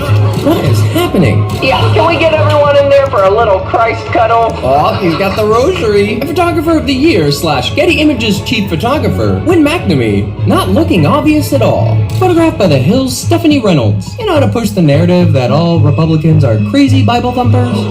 Moving on. So it's 11 o'clock and Trump, will delay his speech by an hour. Wonder why. So now the Proud Boys are heading east on Maryland Avenue Southwest towards the Garfield Monument. Hey, Key Swine. At the same time on 1st Street Southwest, Angel Walsh of Underground News Syndicate and her husband, Patrick of Newstime Live, begin live streaming on their way towards the Washington Monument when they intersect the Proud Boys. And like Jade Sacker, Angel and Patrick are unaware that they're surrounded by a bunch of paid protesters. And sorry about the quality. And this time code that we've added begins at 11:16. Luckily, this rare gem revealed some interesting clues and helped piece together the timeline of this little pilgrimage where they stopped to take the knee for a little K prayer while the media creates a perimeter around them. Get those pics? Oh, hey cops. What the hell are those? Now the PBs resume their journey.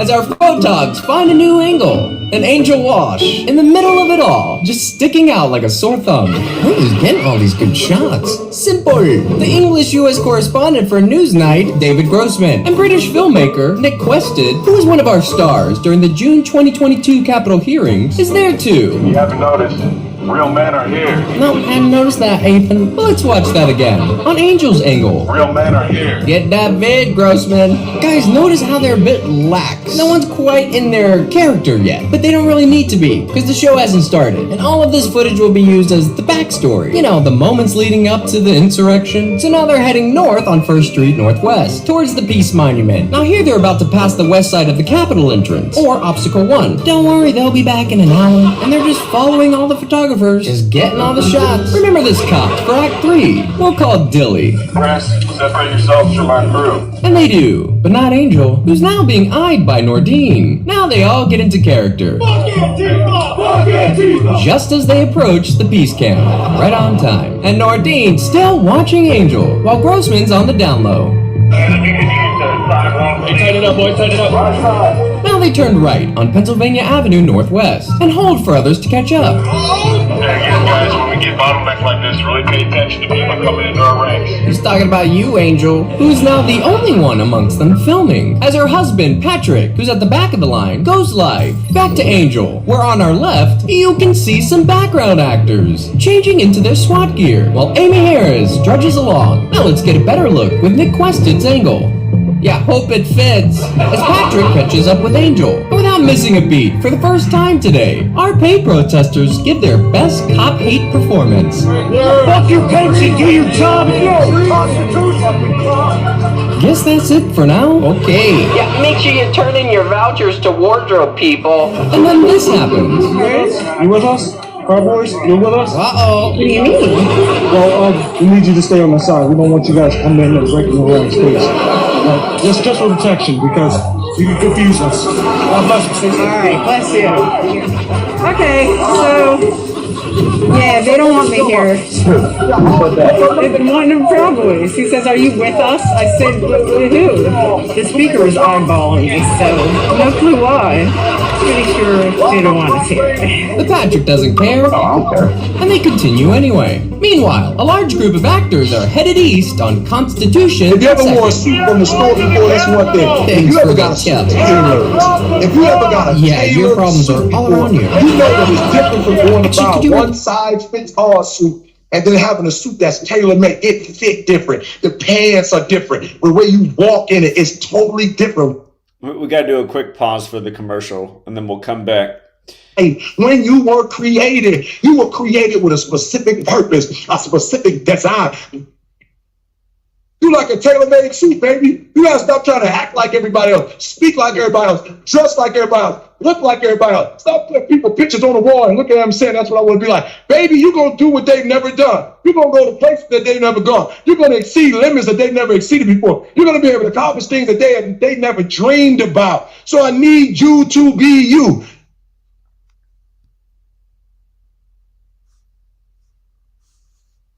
The reviews for Extendivite are amazing. Here are some from Amazon. September 2018. Extendivite works in keeping my blood pressure in the normal range. I've been using Extendivite for many years now. May 2018. Great product. I use regularly and I rarely get sick. March 2018. This product has relieved what appeared to be angina pain in my chest and shortness of breath after climbing stairs. I'm quite happy about it. February 2018. My husband, son, and I have been using this product for a few months now, and we have noticed an improvement in our joints and blood pressure. Tell us your story. Get Extendivite today. To order, call 1-877-928-8822. That's 1-877-928-8822, or visit heartdrop.com. Extension with extension. If there's something you want to achieve, you can achieve any freaking thing you want as long as you know what the goal is.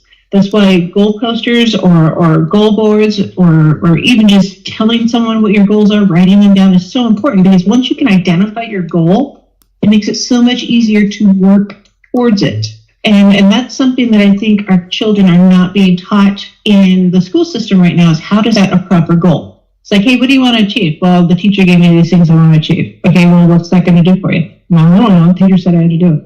Okay, that's great, but it doesn't teach them the logical thought process or the creative thinking process to develop a goal and then reverse engineer what they need to do to accomplish that goal. And we need more of that true goal setting in our society. Otherwise, we just have a bunch of sheep who have no idea what they're doing. They're just bumbling around. Don't be a sheep, be a goat. They're more creative and adventurous anyways. Be an ornery goat.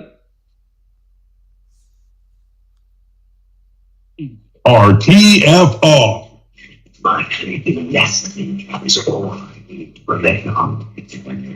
Truth Frequency Radio.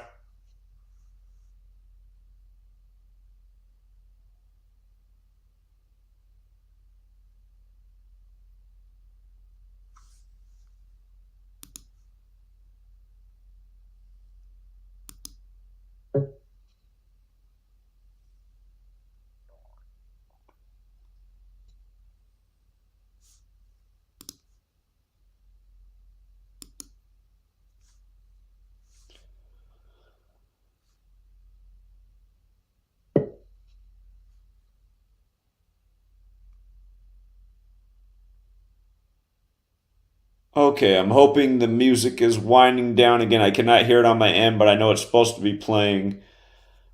Because the call board is not working right tonight, we're watching instead this Woo's News recent production showing the theatrics of January 6th and just how staged the story was that's been presented to us nonstop in the media.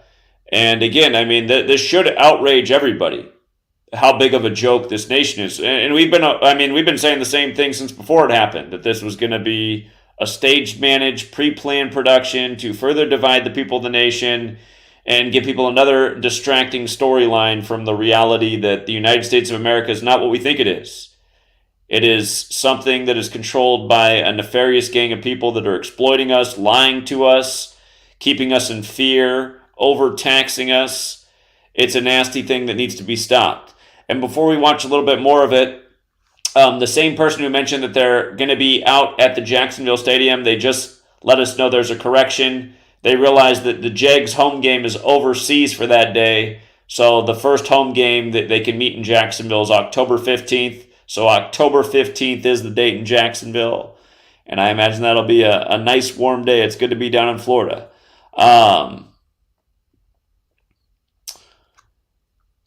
Also, in the chat, thank you, David. David points out that from Trump's assassination scare today to the upcoming August 8th date, 8/8, is 201 days later. Good observation. Very good observation. Okay, let's go back to January 6th. Again, 201 days after the only Confederate statue in D.C. fell. Or at least this coverage of it by Woo's News. Head down. Alright, look at this. We're gonna break this down real quick. Okay, so that's Red, and this is what he looks like unmasked. Are you watching Gateway Pundit? We know how bad you wanted to find this guy, so here he is. But watch what his buddy does. So he just pulls this guy's camera down. Notice the cameraman doesn't react, or even look up to see who did it, which leads us to believe he knew it was gonna happen. And this group is coming from 7th and Constitution Avenue. So all these groups are coming your way. We're gonna storm the fucking Capitol! Fuck you, fuckers! Bro, lay off the meth. So let's see if Trump's arrived yet. Nope. Nothing says stopping the steal more than a song about when the government suicided a Hollywood MK Ultra victim in the 60s. Oh, Wait a minute. What is Candle in the Wind about? The Elton John song. I didn't catch that in the first playthrough. I gotta look more into what that song is about.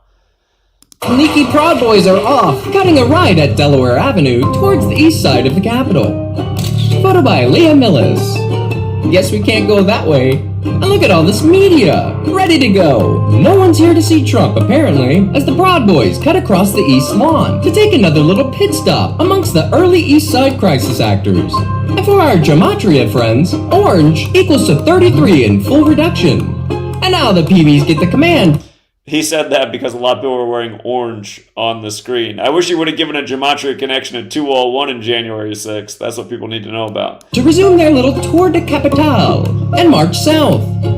And down to the east entrance steps, where they re-emerge.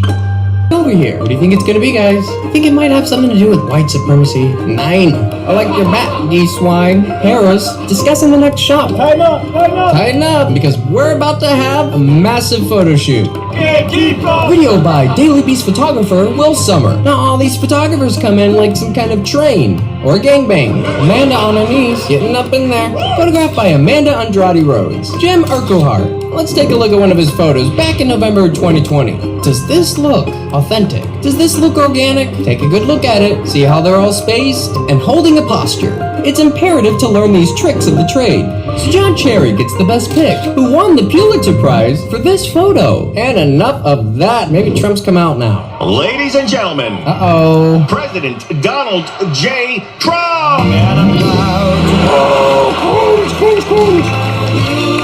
I'm only letting it play out here because his microphone doesn't work.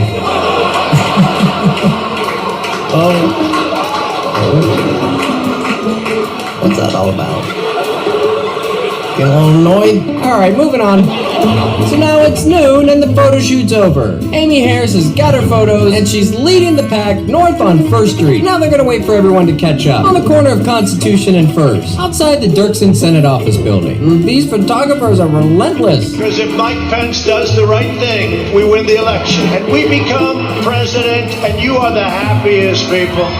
Now we're headed west on Constitution, and we're coming back from our little photo shoot, where Stephen Nelson, DC reporter for the New York Post, is going to take this footage. And thank you, Stephen, for the timestamps.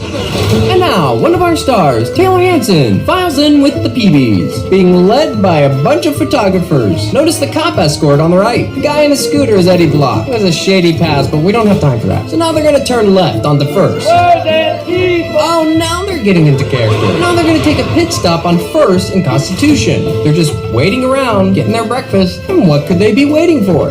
Oh, hey, look, it's Data, who turns out to be the Ugandan-born / USC School of Cinematic Arts videographer, Young Kim, who works under his Rise Images banner, but the footage he captures today will be licensed to RMG News, who were the consultants and technical advisors for the 2014 film Nightcrawler, which is about an amateur cameraman who deceives, manipulates, and exploits everyone who stands in the way of his money shot. Let's check in with the West Side.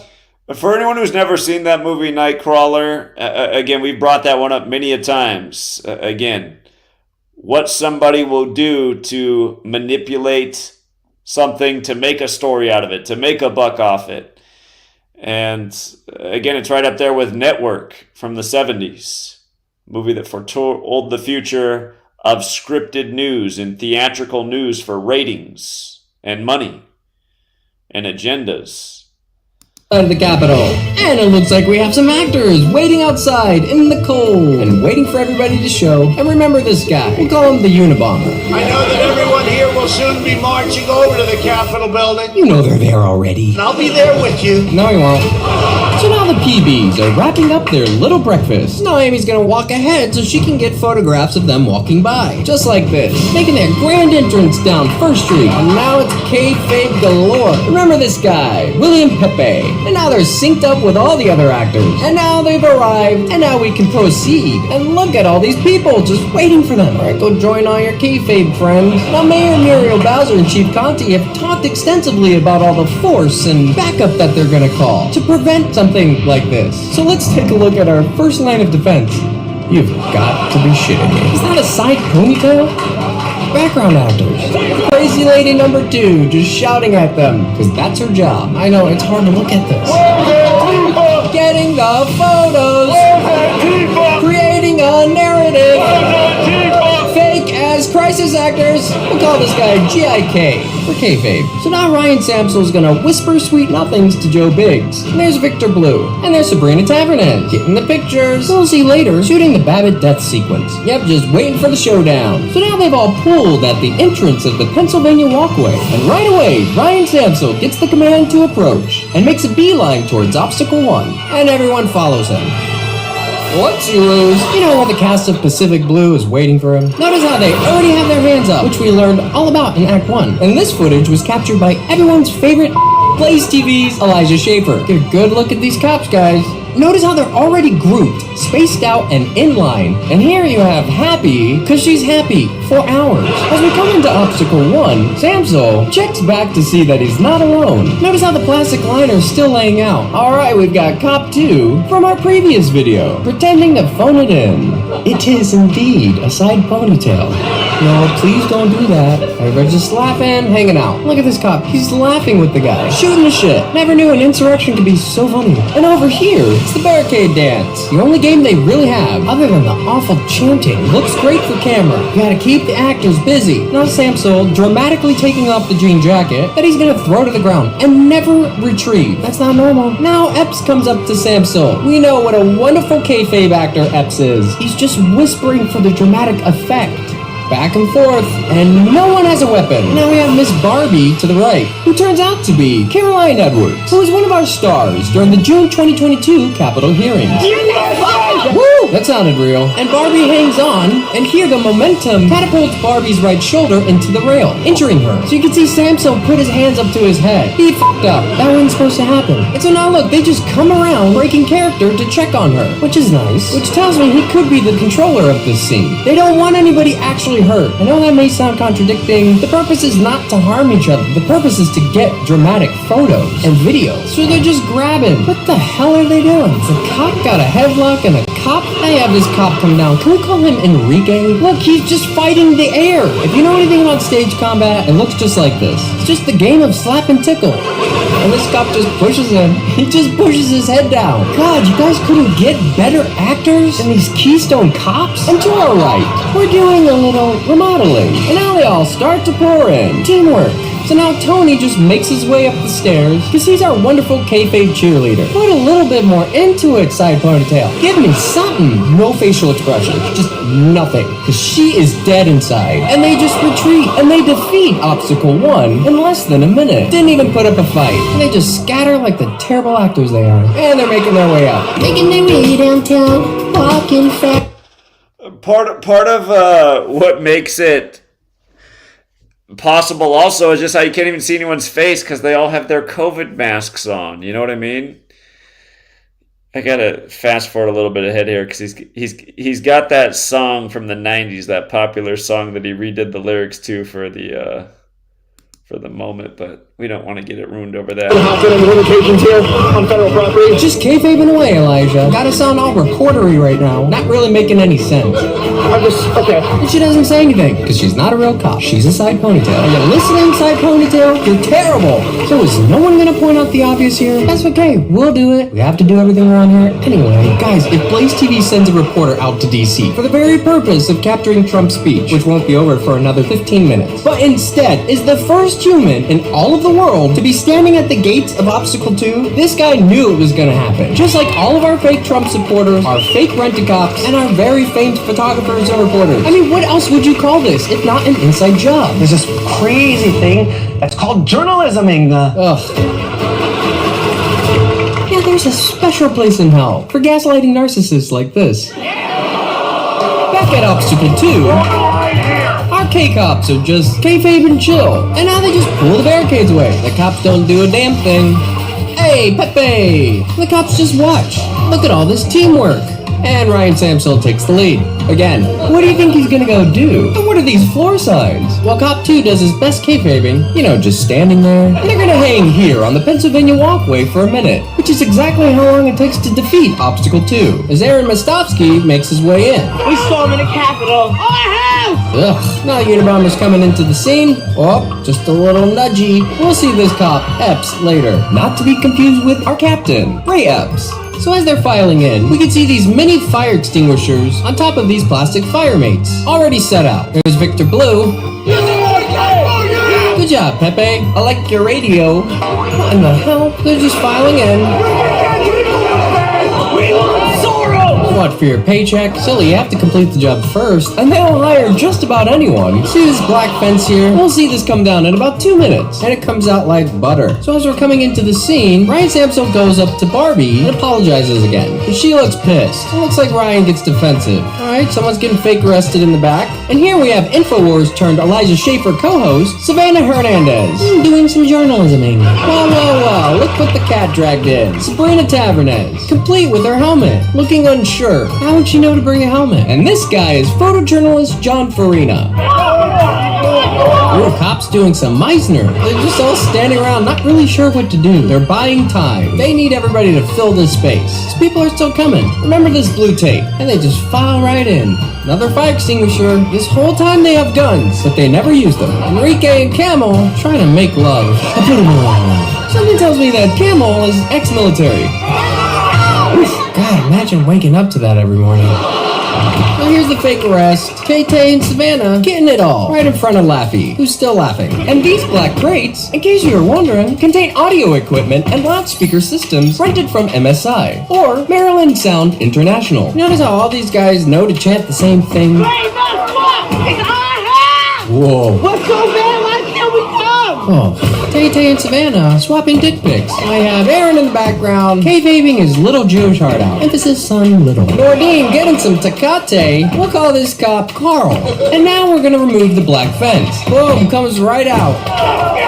As they file into the Lower West Plaza, and this Dollar General fence easily snaps for your convenience. And here you have John and Amy Schubert, who we like to call Freedom, and they just walk on through. Yeah, let's move a little faster, people. Hey, Tappy! And look at all these crisis actors behind them. Back on the West Lawn, this footage comes from Town Hall reporter Julio Rosas, who wasn't tipped off about this at all. Would really love to know what's happening under that tent. Oh, all the hard work they put into lining that fence. And they just walk right in. Chief Conti, where are all your men? Sure does bring new light to the word acting, Chief. These are still actors, guys. With that many people involved, somebody would have said something to the news. So now they come in, they're making their way towards the southwest scaffolding, with Camel leading them. God, Epps, put a little more into it. What do you think's going to happen right now? Where do you think they're going? Another fire extinguisher. I know, it's cold, guys, but this is going to be in the history books. It all seems so rehearsed. Oh, someone's knocked over a fire extinguisher. Wonder what it'll be used for. Nordine, are you drunk? It's okay if you are. Maybe it'll just add more to your character. Side ponytail. She's like a wallflower. Now this guy right here is Korn, and he's the star of the scene that's about to take place. Notice this guy in the background. He runs, and then he slows down as Cop 2, close to give him a gentle hug. Just brings him back into the scene. And where's Major going? I'm gonna tell you what they're doing in just a second. Listen to what this old guy says. Did you hear what he said? Go ahead and push me down. Play into me. What do you think, folks? They're getting ready to spray. Are they summoning the powers of Miss Cleo? Everyone's psychic. Notice the cooler. Notice the lumber in the background. Notice this bag of trash. Or bag of props. Got Unabomber trading beauty secrets. We'll call this guy here Dr. T. Here we're about to unveil one of our smoking guns. Notice the pile of lumber sitting here. It will be used later. Now watch this. Insert bull. Or what's left of it. And Bull is our stunt guy, who turns out to be 33-year-old Iraq war veteran Landon Kenneth Copeland. And he probably charges a lot because we only have him for 20 minutes. And that's our cop Major, who just brought him in. Now as our cops are bringing Bull in, we're gonna have a little Turkish delight, a little mini scene to warm up the kids. Get that shot at him. He's gonna climb to the top. What do you think's gonna happen? It's just a little mini show to get everybody in the spirit. And they take him down.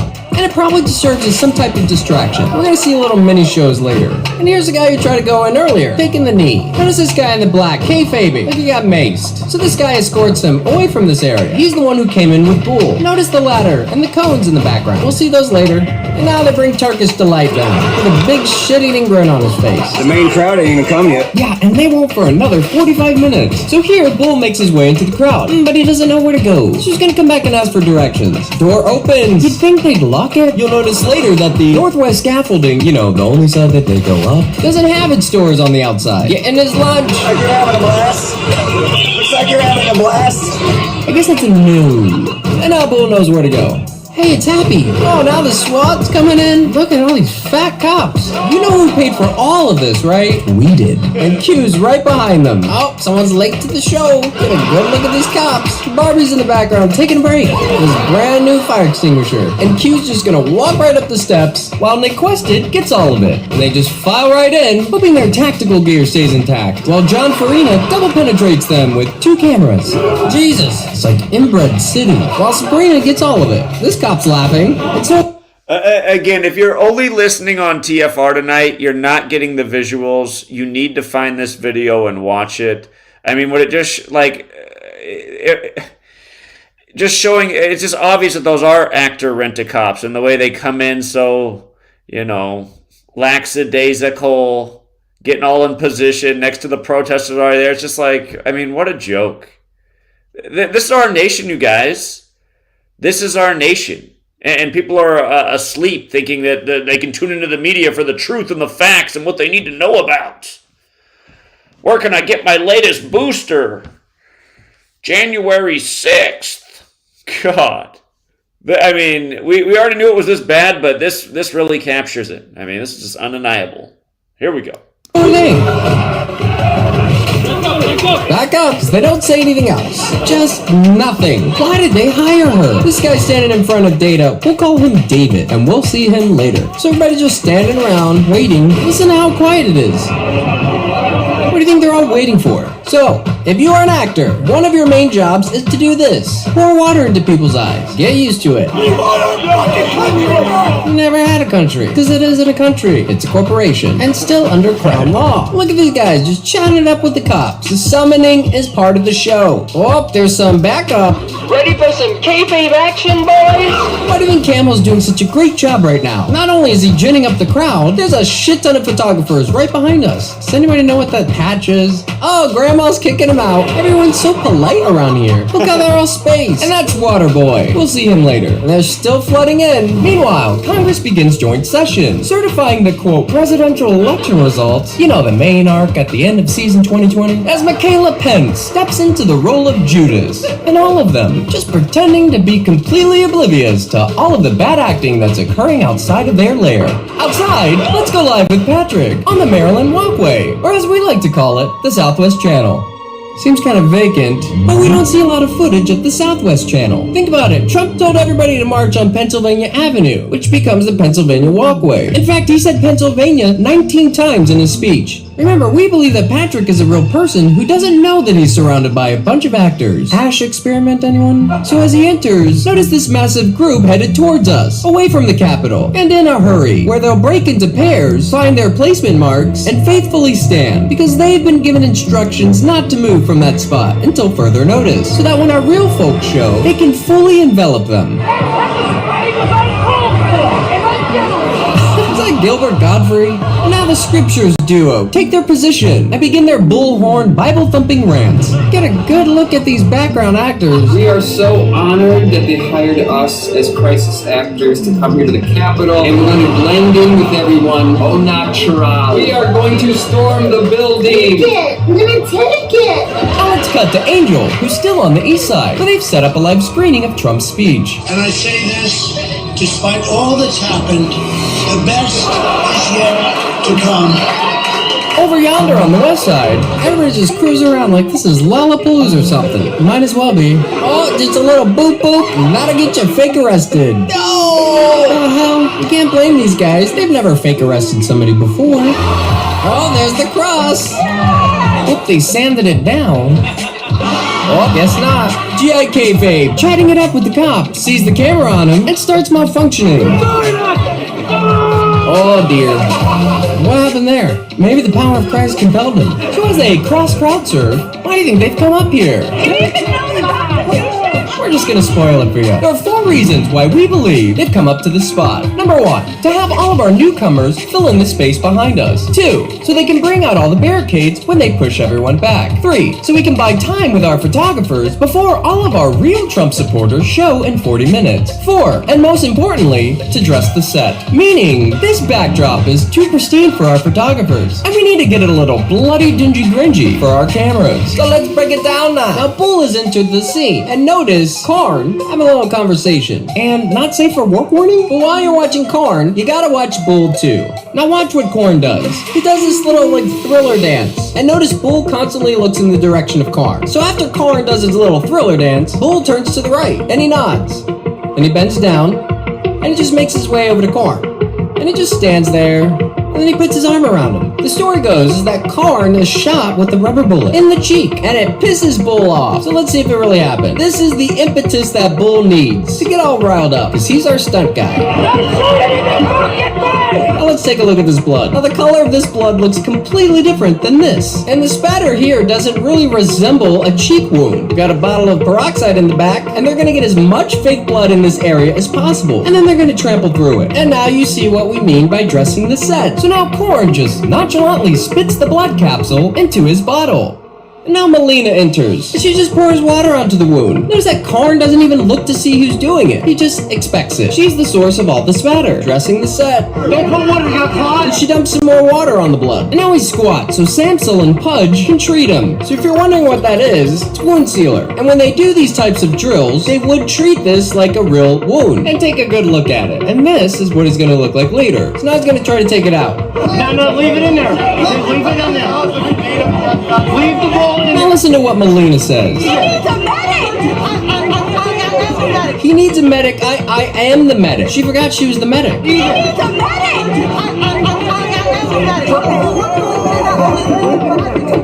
Notice the radio, and unlike Biggs, not for optics. Makes you wonder why they would have wound sealer and peroxide on them. Jesus. Now this footage was taken by Data, and unfortunately, this is all we have to piece together. And all of the footage that people have, there's cuts in it, with the exception of Jaden. Just checking in, does this look real? Does that look real? Getting all the pictures, and this fake cop, we'll call him Trapper. Notice his nameplate is missing, as he exaggerates a dramatic, muffled monologue. You can see Melina holds up a can of Wound Sept Plus, so she's gonna disinfect him. No, she doesn't. She doesn't take him anywhere. And you can see Korn tilt his blood bottle, and Chief just watches along. They're just buying time. And remember, Korn has a big photo shoot later, while Nick Quested gobbles it up with 2 cameras. So this cop's gonna bend down and check on Korn, just keep spitting in that bottle, because we're gonna use that later. And now the cop attempts to escort him, but he's intercepted by Samsung. I'm with them. Oh, okay, this isn't a league of their own. Let's get ready to kick it! Samsel, that's fake anger and background. Oh, I can't believe it, JR.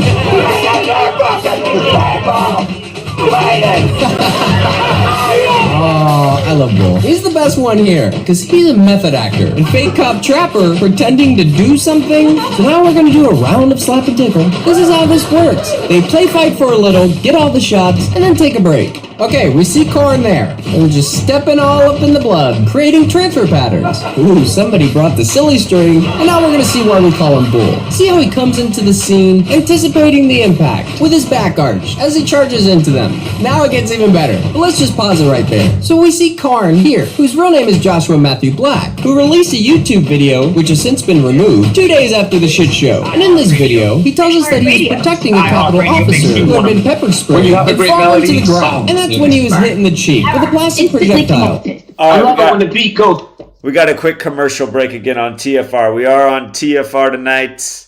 And having some problems with the call board, so we're playing Woo's News. If you got here late, Woo's News, WOOZ space news.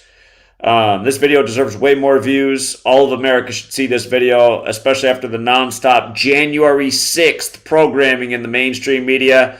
And, I mean, this does a perfect job of how fake our news media is. I mean, you got to be kidding me. All these news networks, they didn't figure this out. It took Woo's News. Remember, they had to censor us, GematriaEffectNews, for calling everything before it happened. Here we go. This has gotten a whole lot easier. Just go to TalkStreamLive.com. Be sure to download the free apps from Google Play or the iTunes App Store. It's not for you, but it's what it is. See the way it's up. It's an almost have a plan. They just make jokes and go, oh, the Logan took horse face. Want to see my ivermectin? They just ivermectin for humans. See this stuff? See it go there? I'm gonna kill the Bryans, you bastard murderers. You think I'm easy to kill? You hit the bioweapon, you monster. No, Bryans money for humans. You want to suspect me to kill me, you son of a bitch? You goddamn demon. Protect the fraud. They don't oppose the beast. They don't oppose the monster. They get on their knees to it and then say, "No, you get those others to eat me last." And they just go real like Alex. It's maybe forgive me. That's what it is. Really? Yes. That's all, Mr. Jim. That the rest of the day, you better stay pretty close by the bathroom. You're going to get a supernatural pleasure. It was a massive dump. Wow. And you sit around it. So medical doctors gave that to me. It's incredible. It helped the family. It helped me. It helped everybody. Murder yourself. I want you to know that he wants to planet for himself and he wants you dead. Well, guess what, Fauci? We ain't rolling over and dying so easily. You little murdering maggot. It's been forgiven. And they just go real like Alex. It's been forgiven. That's what it is. Really? Yes. Let's have the cherry on top. Look at this. Watch. See that? Mmm. So it.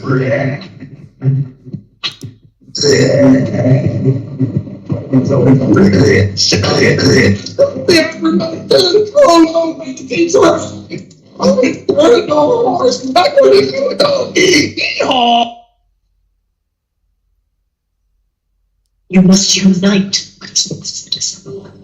We are TFR. Truth Frequency Radio.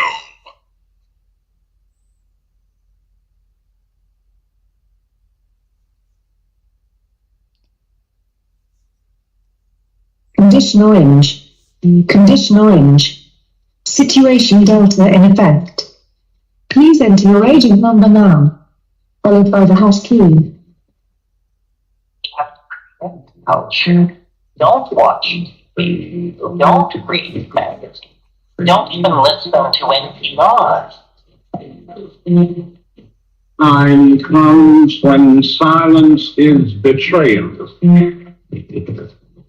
More for themselves and less for everybody else. But I'll tell you what they don't want. They don't want a population of citizens capable of critical thinking. They don't want well-informed, well-educated people capable of critical thinking. They're not interested in that. That doesn't help them. Think for yourself. I should have done it.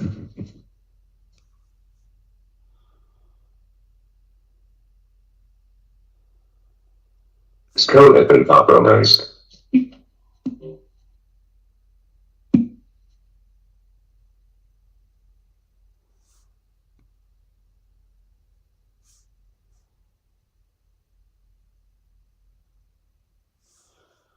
All right, we're back, True Seeker. Again, the audio is not right, so I cannot exactly tell when the commercial spots are ending.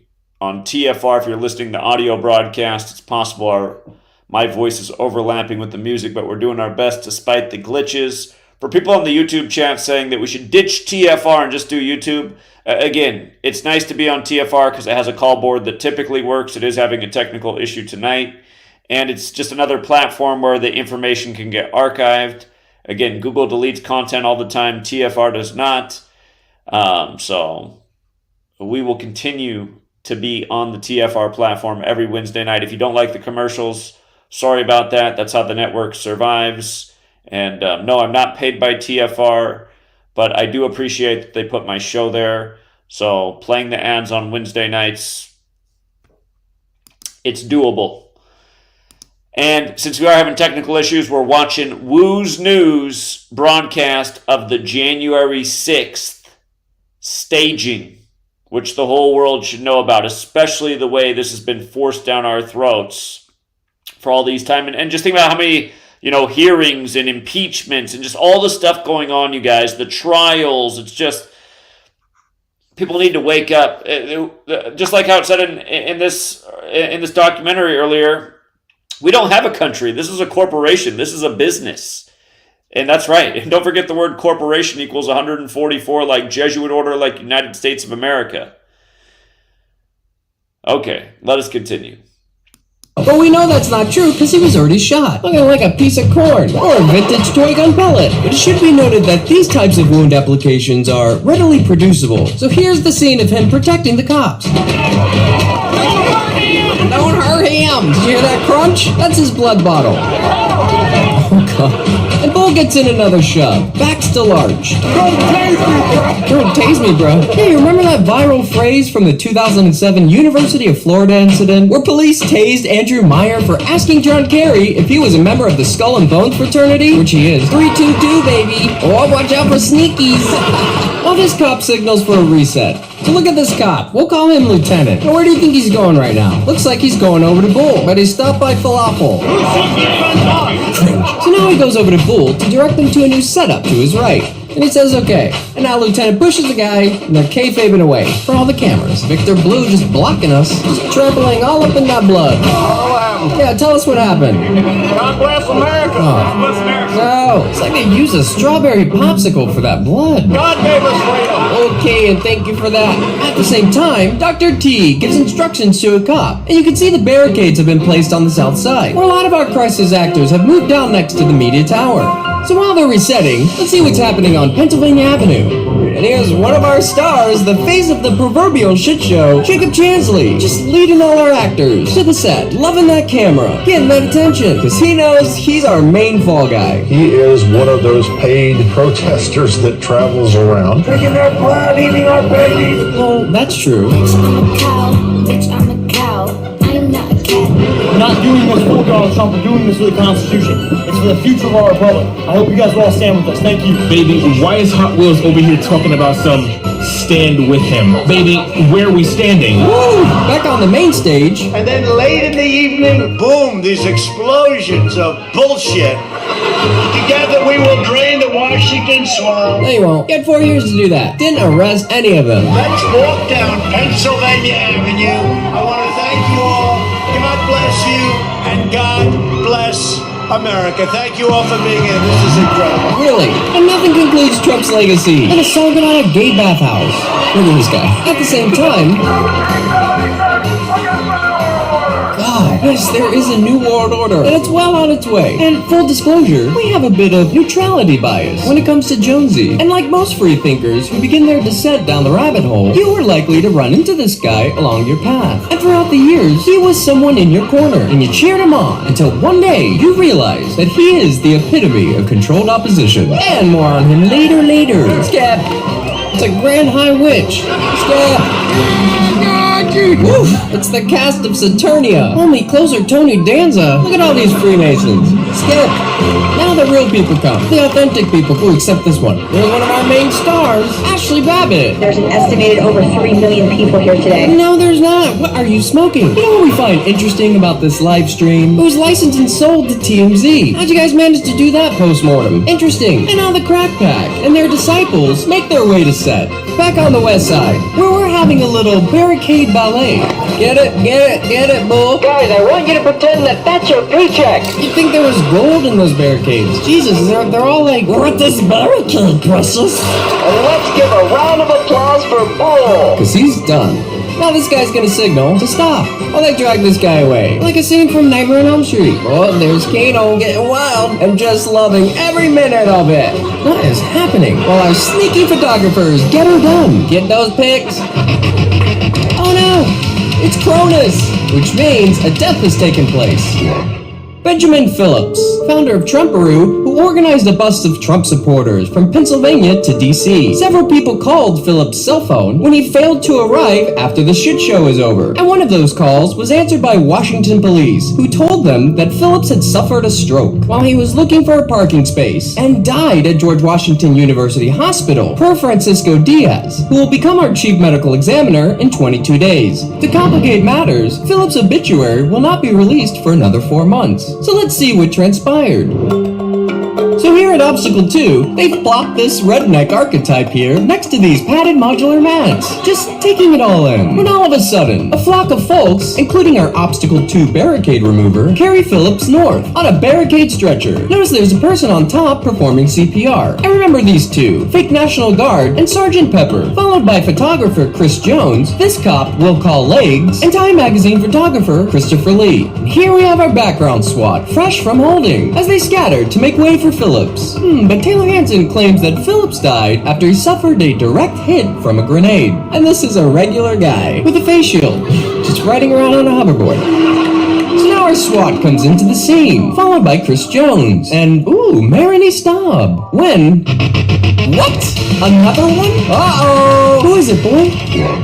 Kevin Greason. Greason, a 55-year-old father of 5 from Alabama, who worked at the Goodyear tire plant in Decatur, had a history of high blood pressure, and in the midst of the excitement, suffered a heart attack. According to his wife, she was on the phone with him when he actually died, and spoke with the person who attempted to resuscitate him. To make matters worse, posts circulating on Twitter and Facebook claimed that while Greason attempted to steal a portrait in the Capitol, suffered a heart attack after he repeatedly tased himself in the scrotum. So let's see how it went down. Look at this one, pretending to be on the phone, and ask anyone who's there, did you have service? So they're trying to give CPR to Kevin Greason. I want you to notice where everyone is standing, just for placement. So they're gonna take him away, and the guy carrying him, just smiling. Make a hole. Ugh, if I had $1. So they put him down and do it again. It's the same people. This is still Tyler Baggins' footage, who, by the way, sold his footage to Storyful and licensed to the New York Post. Remember that blue tape? So this tells us they're right by Obstacle 2, by the northwest entrance. National Guard out here. That's not the National Guard, y'all. Tyler Baggins still lying through his crooked teeth. And now they take him away. Wonder where they're going. So now they clear some space, because they're gonna set him down again. One last time. And look, fake National Guard and Sergeant Pepper are here to assist. Again, what is going on? And Legs is there too. Hey, it's Dilly. So now they bring out the Striker Pro XT stretcher as the DC Fire Department attends to him. For clarity, we're not here to argue the fates of Greason and Phillips. But what are the chances that both of these men died of heart attacks in the same location at the same time and aided by the same people? Did they take him and the defibrillator away on a stretcher trolley? As fake National Guard and Sergeant Pepper lend a helping hand. Again. Now, let's due north and check in with Angel Walk, because we're gonna do a quick perimeter sweep. Oh, now they've erected the hydraulic wedge barriers. Oh, so that's where our real cops are. Oh, let him go. As award-winning filmmaker and 6-time Emmy-nominated writer-director, Michael Negro makes his way to set. Back to Angel. Yep, just waiting around in the cold for further instructions. Oh, we'll see him later. Look at this shopping cart of goodies, because you're not coming to set without a Trump hat or a Trump flag. As Angel enters the Southwest Channel. Keep moving up right, keep moving up left. We need everybody to fill those holes so they can see us. And you'll see why the Southwest Channel is so important for harboring our actors. See how they're all paired, placed in space. Yep, just frozen, like their souls. Ready to mix in with the real Trump supporters. Even after 10 minutes, our Bible friends are still here. Holy Mary, Mother of God. Jesus, look who it is. Bull, on a phone call, looking all haggard. And look at this family, on their marks. There's so much room to go in, but they just stand around like the zombies they are. So let's go in further. Oh, we've got some Oscar-winning performances. Robbie! At the same time, David there, living his best life. And this footage comes from photographer foe Benjamin Diaz, who has a lot of experience capturing these staged events. Oh, and now our photographer joins us. Now Benjamin's gonna elicit some commentary from this man-child. I think that they should be focusing on Antifa, spraying them, and not us. Whoop, more narrative building from children. We will not bend! We will not break! Cringy! Take a look at these people! Cringy! Who the hell is that? Remember this one, Bono. And David's run out of things to do. Look at this guy. Just pop the gate right out. And they strike it, removing it from the set. La la la. So now David's on his speakerphone. Listen to what he says. Wait, that's like a mile back. And back to the main stage. So now Kano brings out his best men. Oh, just a little nudgy. Woo! When translated into kayfabe, that's just a little tickle. Now another round of Bury the Treasure as we shift your focus to the camera crew. You know, the ones who capture the lie, then packaged and sent out to you for your attention. And it works every time. Snap, snap. Oh, Kano roiding out. Okay. You see this woman in the background picking up hats and gloves? When they break, she goes around and clears the clutter from the front lines, so we don't want anyone to slip and hurt themselves. Hey, it's Bike Cop from Act 1.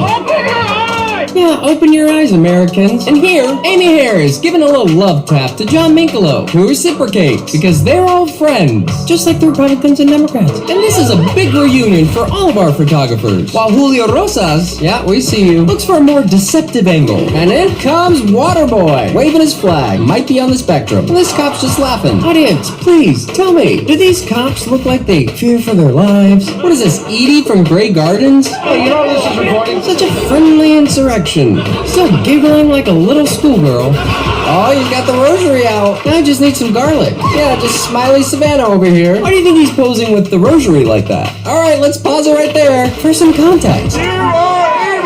Egypt, 2012. What do you think this is?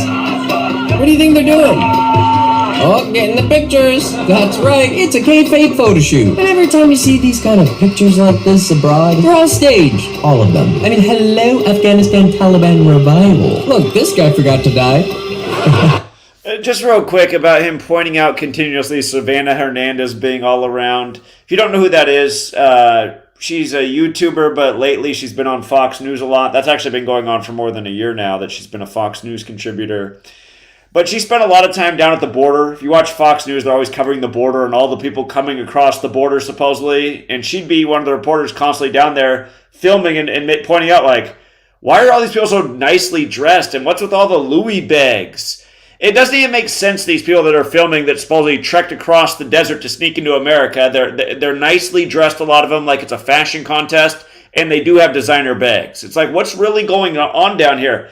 Again, it looks like it's just more crisis actors, more set, more storyline. Look at all the people from all over the place funneling across the border.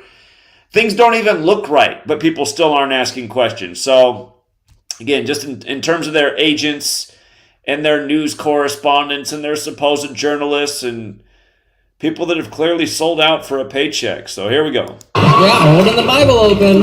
Oh, so sad. Notice how all the signs are in English. It's because it's for you. And you'll notice here that Morsi's name is misspelled twice. And upon further investigation, all of the protest signs appear to have been created by one person. We're gonna protest until the return of the legitimate president. Sound familiar? And here's some context for your context. Morsi had won Egypt's presidential elections in 2012, and by decree had expanded his presidential authority and removed judicial review of his decrees, which was approved in a national referendum. For the record, we were covering this a decade ago. The staged Morsi protest. Again, these things aren't new. They're going on all over the world. And the evidence has been out there. Just people aren't looking into things enough. They're not questioning the authorities. With 33% of the electorate voting. 33, there's that number again. The opposition claimed fraud in the process and called for an inquiry. Jeez, where'd you hear that before? This resulted in, quote, violent clashes between pro and anti-Morsi protesters. And 6 months later saw the end of Morsi's presidency. Got the fake blood while the doctor checks the pulse. I bet there's one there. Later, Egyptian prosecutors charged Morsi. And during a court hearing on espionage charges, Morsi's final words were, "My country is dear, even if it oppressed me, and my people are honorable, even if they were unjust to me." He collapsed a minute later and died. Nope, not sketchy at all. I wonder if he was Epstein. I'm just kidding. That guy's still alive. These staged protests, complete with crisis actors, are happening in every country every single day. Allah Akbar, why? Guys, these people are poor, and they don't know what they're doing. Now, do you see how these picture poses relate to our capital friend? Same shit, different countries, same cabal. And there's your context. Back to the clown show. So now we're on the east side of the Capitol. There ain't much going on, but we have some actors waiting. And back on the west side, the camera pans to reveal Blue, unmasked. Are you listening, Gateway Pundit? Oh, so this is our time to get some really brutal shots before all of our real Trump supporters show up. Because after this, they're gonna send all of our actors down into the courtyard area. Notice how no one reacts to the mace, because it's water. And this guy's job is to just wave the flag back and forth. This is not a Wim Hof meditation. Oh God. How'd you get up in there? Listen to what these two frat guys say. Fucking pepper spray us. You beat us. Fucking scumbags. Oh, yeah, you guys are pathetic. Oh, you hit right. Oh, you hit right. Alright, later, you fucking It's all fake, guys. And look at these brand new sweatshirts. Devil horns. Excuse me. How is it? How is it? Ooh, Unabomber. A little fruity in the booty. Hey, welcome to the front of the fucking line. Come here. Oh, Tay-Tay taking the initiative. Needs medical. Oh, corn. Looks like you have a little something in your cheek. Listen to what this cop says. Anticipating some water sports? Just gonna make a hole in your lip real permanent. Ooh, shouldn't that sting a bit? Look at this guy, Edie the water boy. Like he's fighting his demons. Oh, we need a barricade over here, guys. Look, they're just standing around. A lot of waiting around, guys. Oh, forgot your taser, bruh. And here, have it back. So let's see what happens if someone's injured. Oh, Grandpa down. Grab your stuff. Where are we going? That's right, guys. If you are injured, you will be removed from the set. Yeah, get him a medic. Yeah, get him a medic. And they're gonna repurpose him. Background actor down. Oh, look at this guy. Will call. Fisted. This is pathetic. Got it. Photo by John Minkolo. Yeah, just give him that fluoridated spritz. Well, Grandma's down too. Quite literally. And if you're wondering what that is in his pocket, great controversy. The untold story behind the Vatican's rising influence in America. Yeah, Satanism. And now they take her away. It's a beautiful wig. And just like that, the grandparents are out. Sponsored by Deer Park. Ain't no damn sense in this. That's what I keep saying. Bunch of fucking cowards. Ryan Sam's so eager for attention, because that's his job. Amanda Andrade Rhodes getting in the scene while he gets a selfie with Tay-Tay. I want some company. As Data pans to Tay-Tay. Feeling great out here. Okay, Carson. Going wonderful. Wonderful? It feels great. Bet those dollar signs coming your way are pretty great too. America. Cringe. This is what real journalism is right here. What do you mean by real? And now he's off to Amy. How are you doing today? Yeah, Amy. How's her conscience holding up? Oh, I recognize you from Portland. She shakes her head. You know you're not supposed to be talking to her, Tay-Tay. Hey. And she ignores him. And he plays off the disc by repeating this narrative. You got Antifa here too. You got Antifa and Trump supporters within the same vicinity here for the same thing. You see this Antifa arrows bit on the screen? Well, this footage belongs to Taylor Hanson. You know, to implant the narrative. Think, people.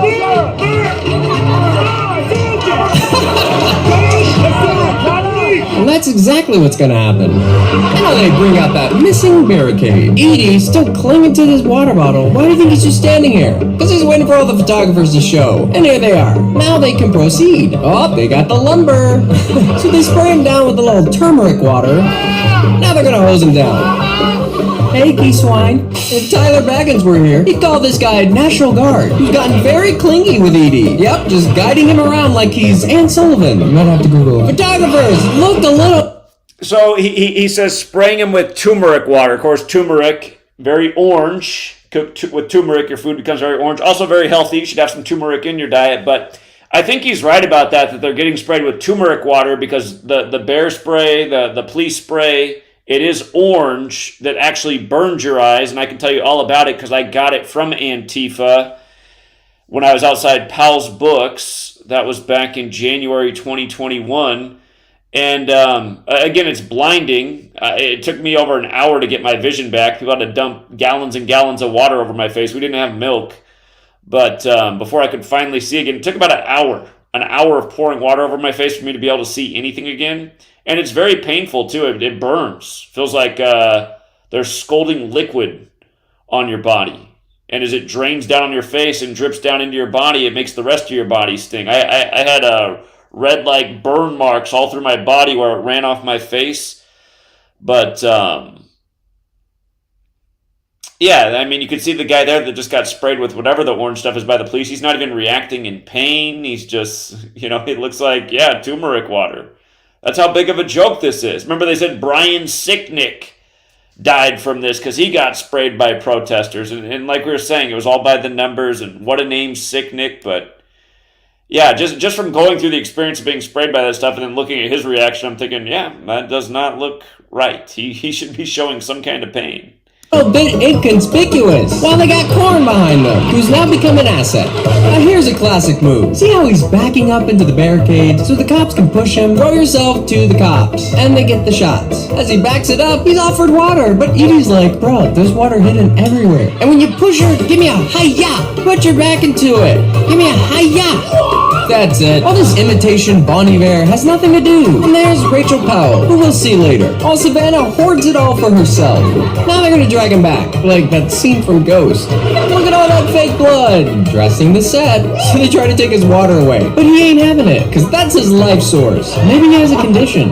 Maybe he'll make friends with Grandpa, who has all of the water. Well, let's go down there. Look at this guy in the blue. He's just gonna set the barricade back where it belongs. Now he's gonna pretend like he got sprayed, pours water right over his sunglasses, and then does it again. Aw, he got so serious.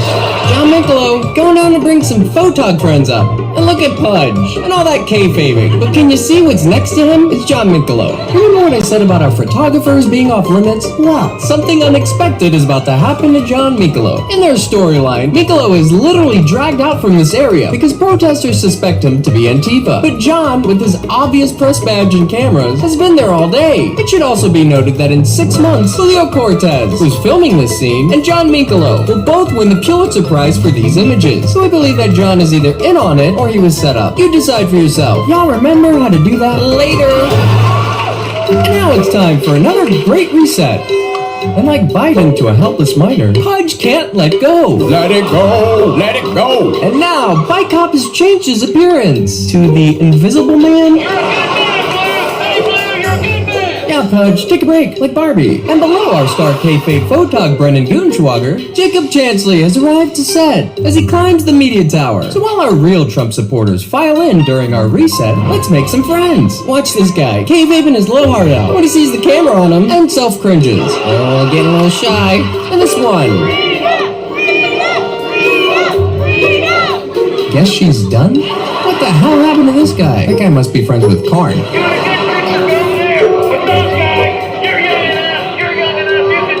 You're never too old to deceive the American public. Yeesh. Okay, calm down. Get a room. Get in the pics. So compelling.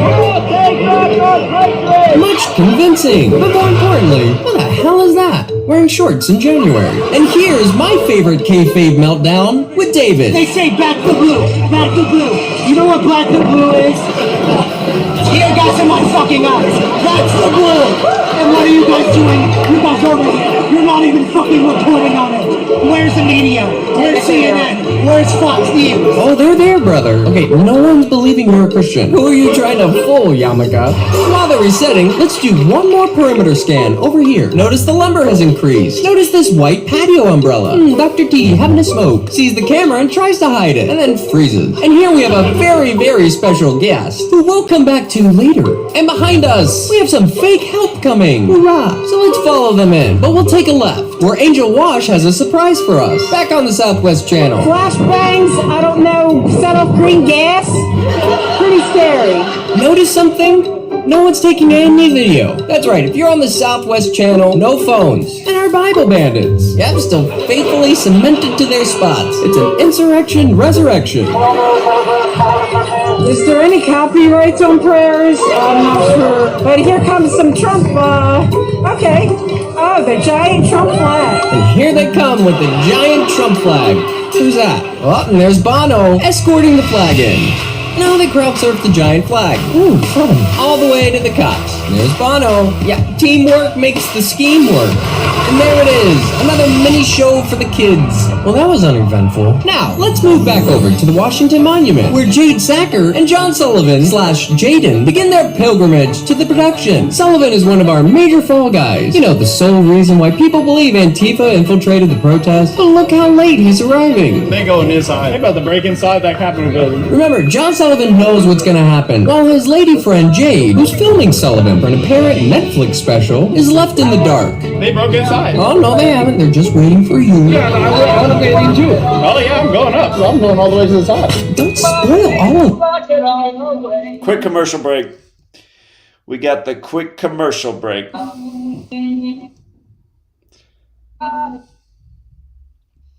Find out how things work.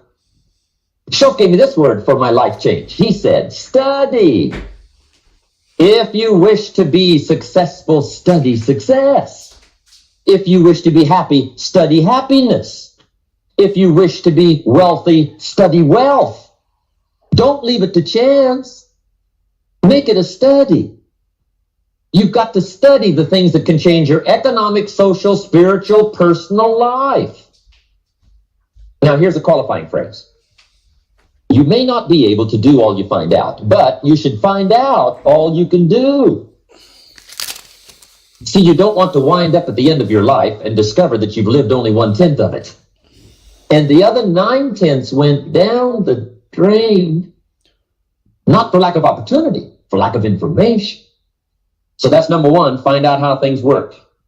Now, here's the best human virtue for finding out. Curiosity. Amazing how people have been raving about IALife all over Facebook. They've been posting their testimonials just because they want to get the word out because it's worked so well for them. If you're not familiar with IALife, it's a 99% pure CBD oil. But the secret is the synergy between the hemp and the ayahuasca vine, the non-psychoactive component of the ayahuasca tea. We recently received an email from a wife whose husband has Parkinson's. For the first time, he's been able to sleep through the entire night. Another customer reported that they're no longer using NSAIDs because their tennis elbow has been relieved with IALife. The reports have been phenomenal and much more than we ever expected. Everyone should have access to this. That's why if you head on over to ialife.com right now and use coupon code TFR, we'll give you $5 towards your order. And we'll even ship it worldwide. That's ialife.com, AYA life.com.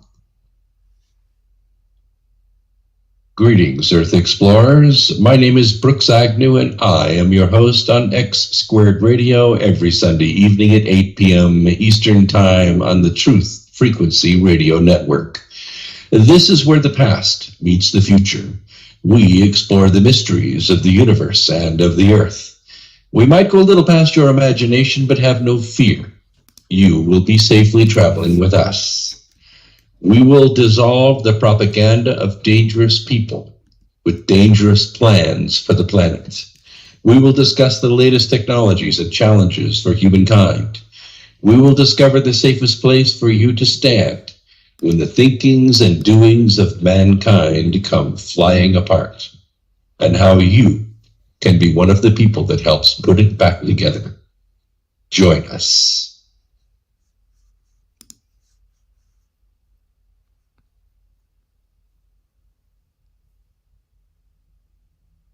This is Truth Frequency Radio. No hate, no hype, no fear. Real people, real radio.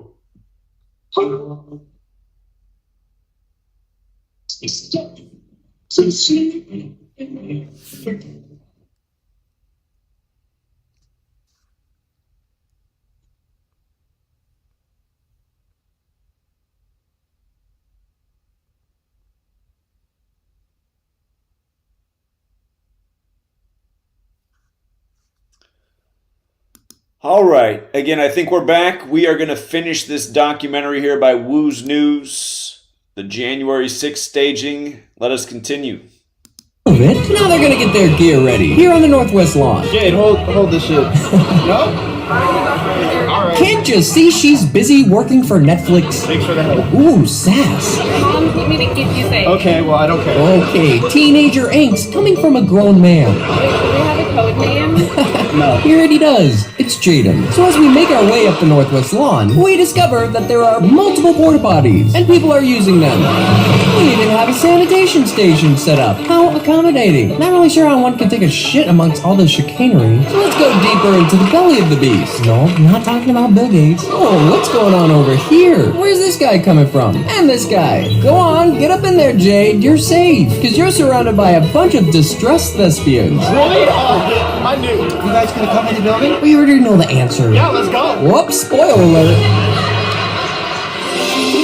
Back on the south side, everyone's just waiting around again. But let's learn how to correctly move someone. So we see these cops leading this man out, and then they release. Yep, more times than not, in the spotlight, we want to escort people in a kayfabe fashion. Then when no one's looking, we can drop it. And guess who's over yonder? It's Edie, the water boy, making new friends, still clutching his water. Back on the south set. Hey, who do you work for? Uh-oh, they're gonna get you. Notice the Twink brothers. Notice this cache of water. Notice this cache of water. Excuse me, sir, is it true that the mustache holds the flavor in? It definitely is. And there he is, our special guest, Brian D. Sicknick, looking all healthy and calm as we direct your attention to this kayfabe photo shoot. Some kind of tug of war with a ratchet strap. I guess that didn't work. Notice the controller of the scene, and they just give up. Now they retreat like the cowardly cops that they are. Now we're gonna play that scene again because you were distracted.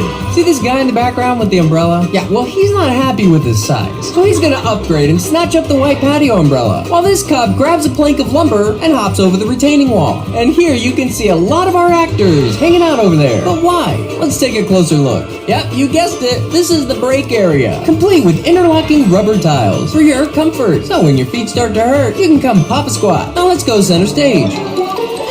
Bless you. Oh, Leanto's missing her DC patch. Well, don't look at it. Well, don't look at his. Oh, don't touch the gate. Little controller. Don't you look at it. All my cops are patch conscious.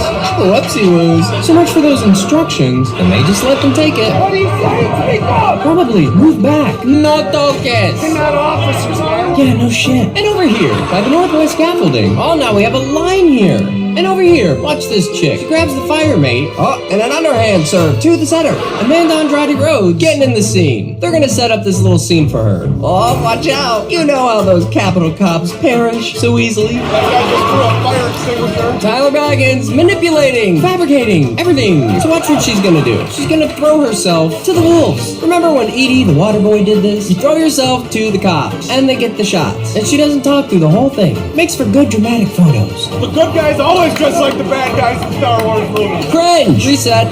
Ooh. Officer, why so serious? See this hand-shoulder action? File that under police tricks, and remember this for Act 3. Reset. Take a step back. Oh, Epps. Turns out to be a control, not just an actor. We're not trying to get people hurt. That's what we've been saying all along.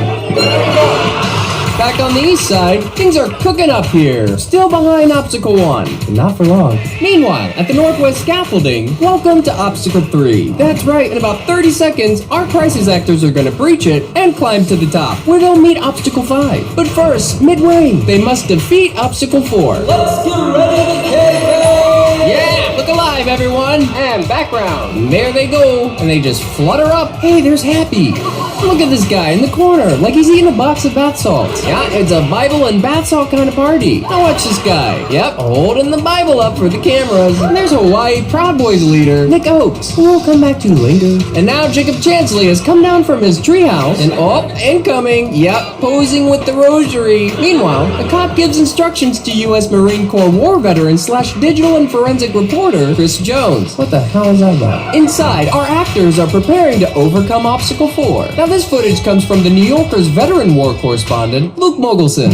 Yeah, it's just slap and tickle all over again. What is happening? As Data gets it all. Hey, it's Lieutenant, Trapper, and Carl doing nothing. At the same time, notice this cop pops through the tarp to ask Ranger for the knife that's lying here, so he can cut it, which will allow for more people to enter and further expose the scaffolding to our photographers. Now, Ranger's gonna assist him in completing the task at hand. Such a beautifully coordinated insurrection. Oh, low-lying lumber. I'm doing my feet now. Ooh. As Dominic Pizzola prepares for his dramatic role as Fall Guy 3. And now they're gonna hold here on Obstacle 4. We're not stopping it now, goddammit. This is our house, motherfuckers.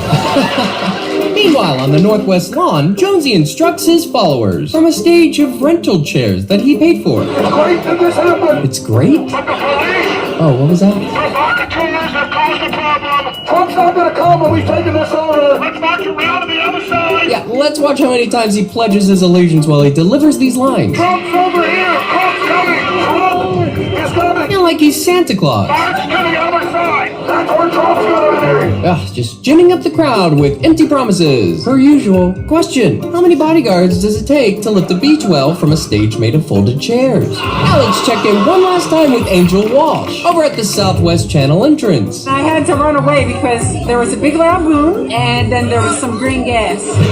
See all those people in the background? In line, waiting for their turn to go. Have any of y'all ever been a background actor? Yeah, it looks just like this. All actors, not recording. Now these are our filler characters. They're mostly here to chant and take up space. So that's one group. Now another group comes in. You want to bring them in organically, in waves. So if you are an actor and you see a camera on, you're gonna do what this little girl does. You're gonna show off your little sign. Creepy. Oh, you don't think they would employ children? Okay, you've got a lot to learn. Okay, we saw your damn sign, kid. They're all just standing there, waiting for their turn. And they just keep on coming. Notice how... If I have one criticism of the video, I think it's that, you know, they stage these events, but then there are people that are actually there who did bring signs and just want to participate because they see the cameras.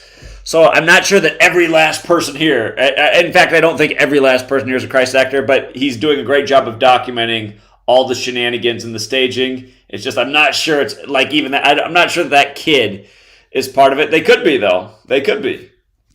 They're all coming from the right, instead of cutting through where this gap is. Because we want to make it seem like these people walk from Pennsylvania Avenue, and nobody's gonna get into character until they arrive. That's why they all look so dead inside. Remember how we said earlier the summoning was part of the show? Well, it isn't right here. And look what the crack dragged in. It's Mike Cernovich. Going up on the lawn and push forward as far as you can. Now before we go, let's take a closer look at our line of background actors that extends north from the Garfield Monument to the Ulysses S. Grant Monument. And remember, the street closest to the Garfield Monument, First Street Southwest, and Southwest Drive have been restricted from our public for years. Yep, all these folks still waiting to go in. These are all paid protesters, people. Look at the line. And that concludes our Southwest analysis with Angel Walsh. We were very grateful to find this footage. And we thank you and your husband for capturing it.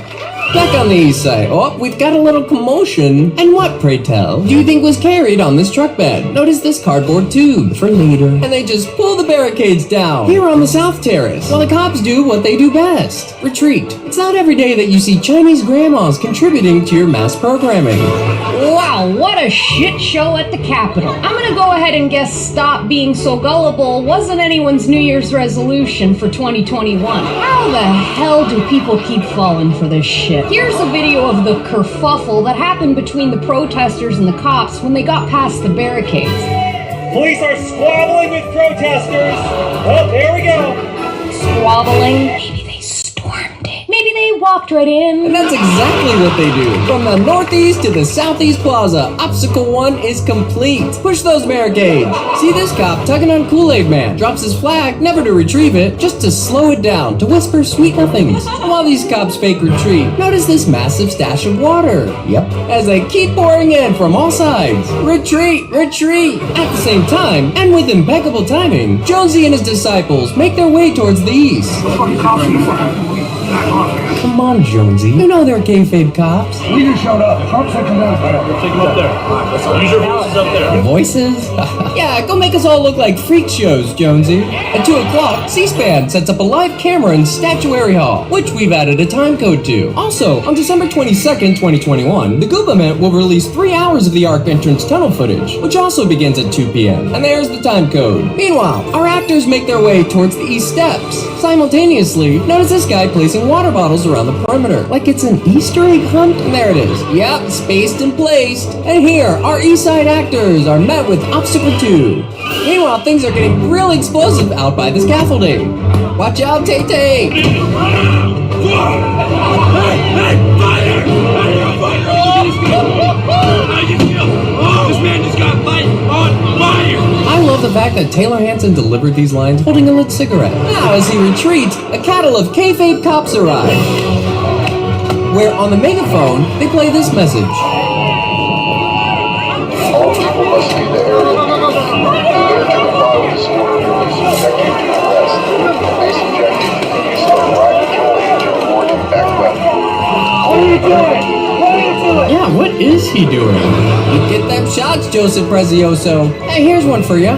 Notice this guy comes from the crowd to take a load off, because he's setting up their next shot. They got themselves! Meanwhile, over on the northwest lawn, aka Heart Attack Hillside, notice our stunt guy, Homeboy, climbing up. We've got ass crack for days while we entertain the kiddies with another show. Oh, but just a little love tap sends him to the ground. As our photogs lock and load. Tay-Tay, I can see your price tag. So this guy in red, Bossy, is tending to Homeboy while our cops play scene blockers. While Legs and Dilly, just standing there like a couple of butlers. Whoop, some shady shit going on behind that tree. Notice this oddly placed Rubbermaid container. While Rufio from Act 1 records nothing, they're off, using a barricade as a makeshift stretcher. Oh, but not before sending him down for the camera crew to photo rape him. Satisfied, Bossy and his team of cops resume their journey. See this Death 2 type? Yeah, not us. Yep, still Taylor's footage. Get those pics. And this footage, news to share, comes from, quote, photographers Alejandro Alvarez and Ford Fisher. And y'all can see for yourselves the other events they've covered. And now Bicop, looking more like himself, taunts our paid protesters, as Sabrina Tavernez follows our stunt guy towards the northwest backstage area. But listen to what Bossy says to this real person. Hey, I'm gonna break this fucking phone if you don't stop.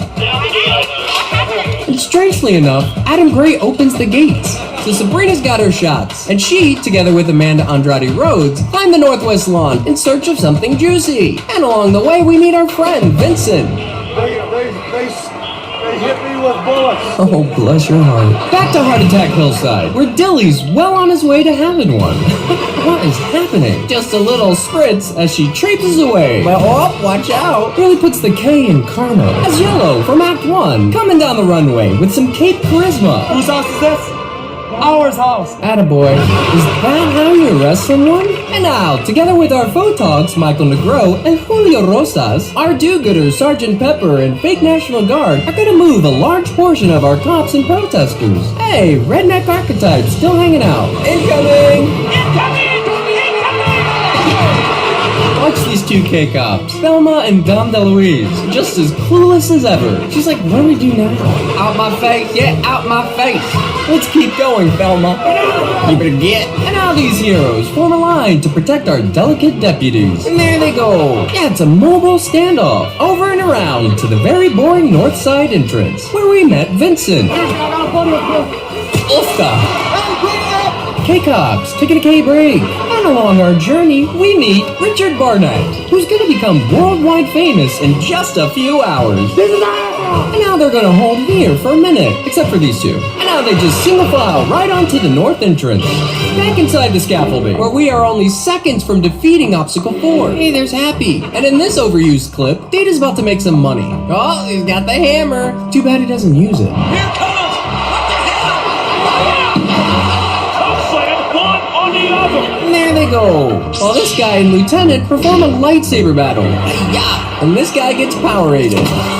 OMG, it's Vincent! What are you doing up here, silly? He just wants to reason with them, and with a masterly sleight of hand, Vincent pulls the barricade away and slides it down to Geeswine. Hey! And now Jade and Jaden have made it to the top. Hi-ya! Think of Vincent like the hostage negotiator. And that they will. We're standing up for our country. Oh, Red. Your country and ours. Don't get in our way.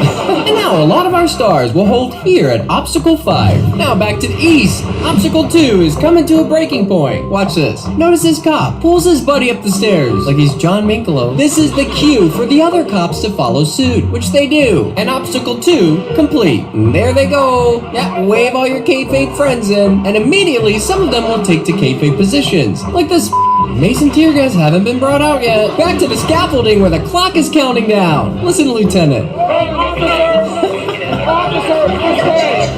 No one's listening, Lieutenent. Indian, white, Chinese, we're all Americans, man. Creepy.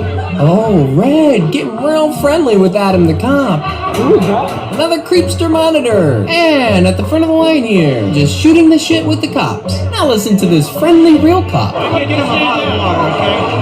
Get water? So thoughtful. You're all fucking. You guys will literally get trampled on. We do not want it. Back outside, Chris Jones fights his way to get to John Farina, where overhead, Chris instructs him as the camera pans to reveal our barricaded off photog corner. Seen any cardboard tubes like this today? But what are they capturing? Simple! This guy, here in the red hat. Notice this guy with the fire extinguisher misting the area for dramatic effect. Got it. Photo by Joseph Prezioso. Complete with our load-off friend. As we come around, this cop intentionally lets this guy fake Mason, and Joseph Prezioso gets the shots. Back up the scaffolding for a domestic dispute. Oh, that's spicy as shit. Yeah. Do you want to trade masks? I definitely don't. Did you say you take care of me? Nope, now we know. You believe in me now? When I say this shit going down, this shit going down. Exactly. Yeah, but I don't believe in This you. is insane, though. Deflecting, Jaden. I don't believe in you when you say you care about me and will protect me. I'll give you the tools. I'll still love you and protect you, buddy. I don't believe. Uh-oh. Oh, that's fine. You don't love me? I did say I love you. But you don't. I do, though. Yeah, but I'm the person in the film, though. Exactly. If anybody needs to stay alive. It's her? Oh, they're going in? Woo, saved by the bell, Jaden. Look alive, Data! There they go! Hey, there's Doug Jensen. There's a big photo shoot in 6 minutes, which we'll see in Act 3, as Bike Cop runs alongside them. Here in Data's angle, we can see this conveniently placed slumber. Sneaky, sneaky. Back to Jaden, like we're inclining to the top of Capitol Hill's latest roller coaster. Oh, Jesus, I'm gonna vom. Look at all those people. Notice this guy carrying a case of water. Hurry up, Jade, this footage ain't gonna record itself. And now we've reached, yeah, you guessed it, Obstacle 6, where Carl is just not having it. You're not gonna follow the Constitution! He's like, bitch, please. Now what am I gonna have for dinner? Back to the east side, where this, what looks to be 3 toddlers in a trench coat and a photog creep into the scene to shoot Hunter Allen Emke. And with just a single kick. Remember in Act 1 when we hypothesized that some of the windows have been switched out with Hollywood glass? And a real cop tackles him to the ground. And with the help of his real cop friends, arrest and detain him. But these guys aren't real. And now they're off. And they just waddle away. Yeah, I'm talking to you. While this real cop removes the remaining glass to let our K-friends in. And you would be correct. And now they've let the kid go. It gives no meaning to Walk of Shame. Back to Obstacle 6, where Bike Cop and Replacement Barbie play with their sticks. Alright, Carl's over it. Retreat, you counterfeit cops! My, look at this surplus of neatly placed water and this plastic rolling toolbox. Wonder what's in there. Maybe the fake election results. As we pan to one of our most important characters who got the prize-winning footage at the Stage Rittenhouse shoot, phony protest photographer Brendan Gutenschwager, who's about to have a payday. Get those purified waters, which is just a fancy way of saying fluoridated water. Oh, fake blood, littering. I can't believe this is reality! Yeah, me neither. As Data and friends move from the courtyard to the northwest door, where some of our crisis actors are looking for some critique. So let's help them out, starting with Geesewine. Yeah, I would have put a little bit more soul into it. Next, try the left one. Good job. Honey, that's real glass. Don't just stop. And now we pan to Pizzola in the most overused mainstream media clip of the Capitol riots, filmed by none other than Gutenschwag, who sold his footage to Storyful. They always do. And with that, let's stop our investigation here at 2:12 p.m. Oh, you're so sweet. All right, simmer down now. Now, everything we've learned today will wrap up quite nicely in Act 3. Our final installment on the January 6th fake surrection. But friends, when we started this monster of a project 2.5 years ago, we stubbornly quit our jobs and lived off our savings, which lasted a whole 4 months. We've also been editing on a dinosaur of a computer, which is why this has taken so long. Needless to say, we are in danger of eviction and a little malnutrition. And we need your help to save Woo's News. Your contribution will aid us in paying a year's worth of back rent, future rent, a new computer, and put some food on our table. So please consider donating to our channel using any of these platforms. Links are in the description box. Now before we go, we'd like to introduce to you the creator of Woo's News, who wants to come out of the closet again. Raphael, can you hear me? What a marvelous introduction. Hi, I'm Rafa, and this is Woo's. Yes, folks, this is what I look like in 3D. And if someone out there can make me look a little bit more realistic like this, please email us. So, Rafa, why are you choosing to reveal your identity now? Oh, the fact that I no longer wanted to hide, and of course my protection. So why Woo's News? I'd been investigating these types of events for several years, just for myself, because I have this incessant need to know the truth. And then, of course, COVID started, and I just thought, if I don't say something now, I may never get the chance to. But this show is really an homage to David Crowley and his family, because truth be told, David is one of my greatest heroes. And, I wanted to pick up that torch that was taken from him and just run with it. Yes, and for those of you who are unaware, David Crowley became a prominent name during the 2012-2013 Truth Movement when he created the viral trailer for Gray State, which I would have just called a taste of things to come if we don't get right with Jesus. Sadly, David and his family were murdered a year later, and despite the lack of evidence, the media, as well as the Apple Valley Police Department, will have you believe it was a homicide-suicide. Case closed. And when I complete Act 3, I'm jumping right back onto the Crowley case.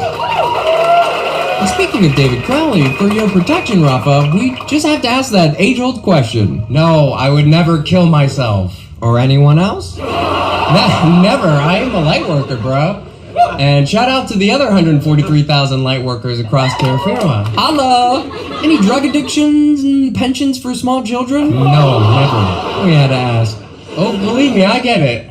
It's just me sitting in a chair for 12 hours a day for the last 2.5 years, working on this ancient iMac. Yeah, I've lost a lot of weight doing this project, but I just had to tell this story. I've been working on Woo's News for the last 4 years now, pro bono, and it's come to where we need the help of the people. So anything you can do to assist me in getting Act 3 out there would be greatly appreciated. I know they will, good sir. Calling all patriots sugar daddies and mamas. Right? But something I wanted to quickly mention before we go in regards to January 6th, not everyone who is facing trial and jail time is a crisis actor. There's some good people who went to DC because they vehemently opposed tyranny. And yes, I do believe the presidential elections are a ruse against the American people, but it's irrelevant because these people had good intentions. And over the last 2 years, I've come to know one of those good guys. His name is Alan Hostetter. And yeah, I would consider this guy to be a personal hero of mine as well, because Alan single-handedly organized one of the first anti-lockdown protests in the country. And that following Sunday, unbeknownst to Alan, that second protest was swarmed with informants like Russ Taylor, who testified against Alan in July and lied to the Order of Demolay Judge Royce Lambert that Alan brought a hatchet to the Capitol grounds on the 6th. And during the trial where Alan defended himself, told the Masonic judge that he believed January 6th was a federal setup involving crisis actors wearing costumes. Alan was found guilty and is now facing 10 to 20 years in federal prison as he awaits his sentencing in October 2023. I just wanted everyone to know his story for his protection and to keep him in your prayers because he's all alone and, I know he would appreciate your love and encouragement. Rafa, I believe these lines pretty much sum this up. Cue it, boys! Truth or consequence. Okay, we gotta mute it for the copyright, but a little redo of the Foo Fighters song, There Goes My Hero. Yeah, again, the big climax of that day was Ashley Babbitt under the Speaker's Chamber sign, or Speaker's Lobby is actually what it said. Speaker's Lobby, which in Gematria is 201. Again, the number of the Jesuits, and clearly it is the Jesuits who control the world's political theater, which this very much was a part of. So, again, thank you to Woo's News. If you guys want to check out his channel, give him some support. Again, he's on Rumble, he's on YouTube. I thought his YouTube channel had been taken down. He must have reestablished. But Woo's News, WOOZ, space news. And that is the thing about when they take down your channel. You might be gone for a while. People might think it's gone. Like I thought it was gone. It just breaks your momentum as a content creator. People lose you. They don't find you again. And it's sad because, even if you disagree with Woo's News and you think everything he has there is wrong, why shouldn't he be able to make the points he's making and give people an opportunity to see another side of the story? A lot different than what the mainstream media has been on and on about the terrible day that was January 6th and the evil Americans who didn't respect democracy. Again, it's the people ruling over us that don't respect democracy or us. They lie to us, and it's just so obvious, you guys. You really think Joe Biden got a record 81 million votes, and then just go figure that in Gematria, President Biden equals 81, so does President Trump. Trump's last post on Twitter was on the 8th day of the first month. A couple years before that, Obama was endorsing 81 candidates on 8/1. Joe Biden's hometown Route 81 runs through it. Again, these numbers have meaning. 81's a big ritual number, and that's what these people do to us day after day. They perform rituals that become the news, that become the things that people divide over and emotionally invest in. And that emotional investment needs to stop. People are getting duped and taken advantage of, and what needs to happen instead is clarity for how big of a fraud this country is and who's really behind the fraud carried out by our government and our media. So percent unregulated, and listeners it is the end of the show. Truth Seeker on TFR. I got to disconnect. Been doing real bad with the timing there tonight. But thank you again to the people who supported the work. VSGIA3, thank you for the membership. It's a way to pledge $1 a month. I appreciate it. Natural Law and the Occult, again, going to be meeting at the Jacksonville Stadium October 15th to educate people about rig sports. Gematria, Most Hated, said, what's your favorite Tool song? Mine is H. Their favorite song is H. That's a good Tool song. I don't know what my favorite Tool song is, honestly, but I do like the band Tool. And David says, hey, Zach, thanks for everything you do. 201 days from today is August 8th. Again, that's 201 days after the Trump death hoax on Twitter, now named X. And thank you as well, Sean Paul. And some trolls even gave some super chats. But, yeah, we'll leave it there for this evening. And, again, thank you to everyone who does hit the like and the share. And hopefully next week we have the call board functioning as it's meant to. We'll get some calls in. Last week missed the show because I was traveling. But we did do that longer show in the daytime for TFR. So, tried to make up for it. And we'll leave it there for now, Truth Seeker. Till next time.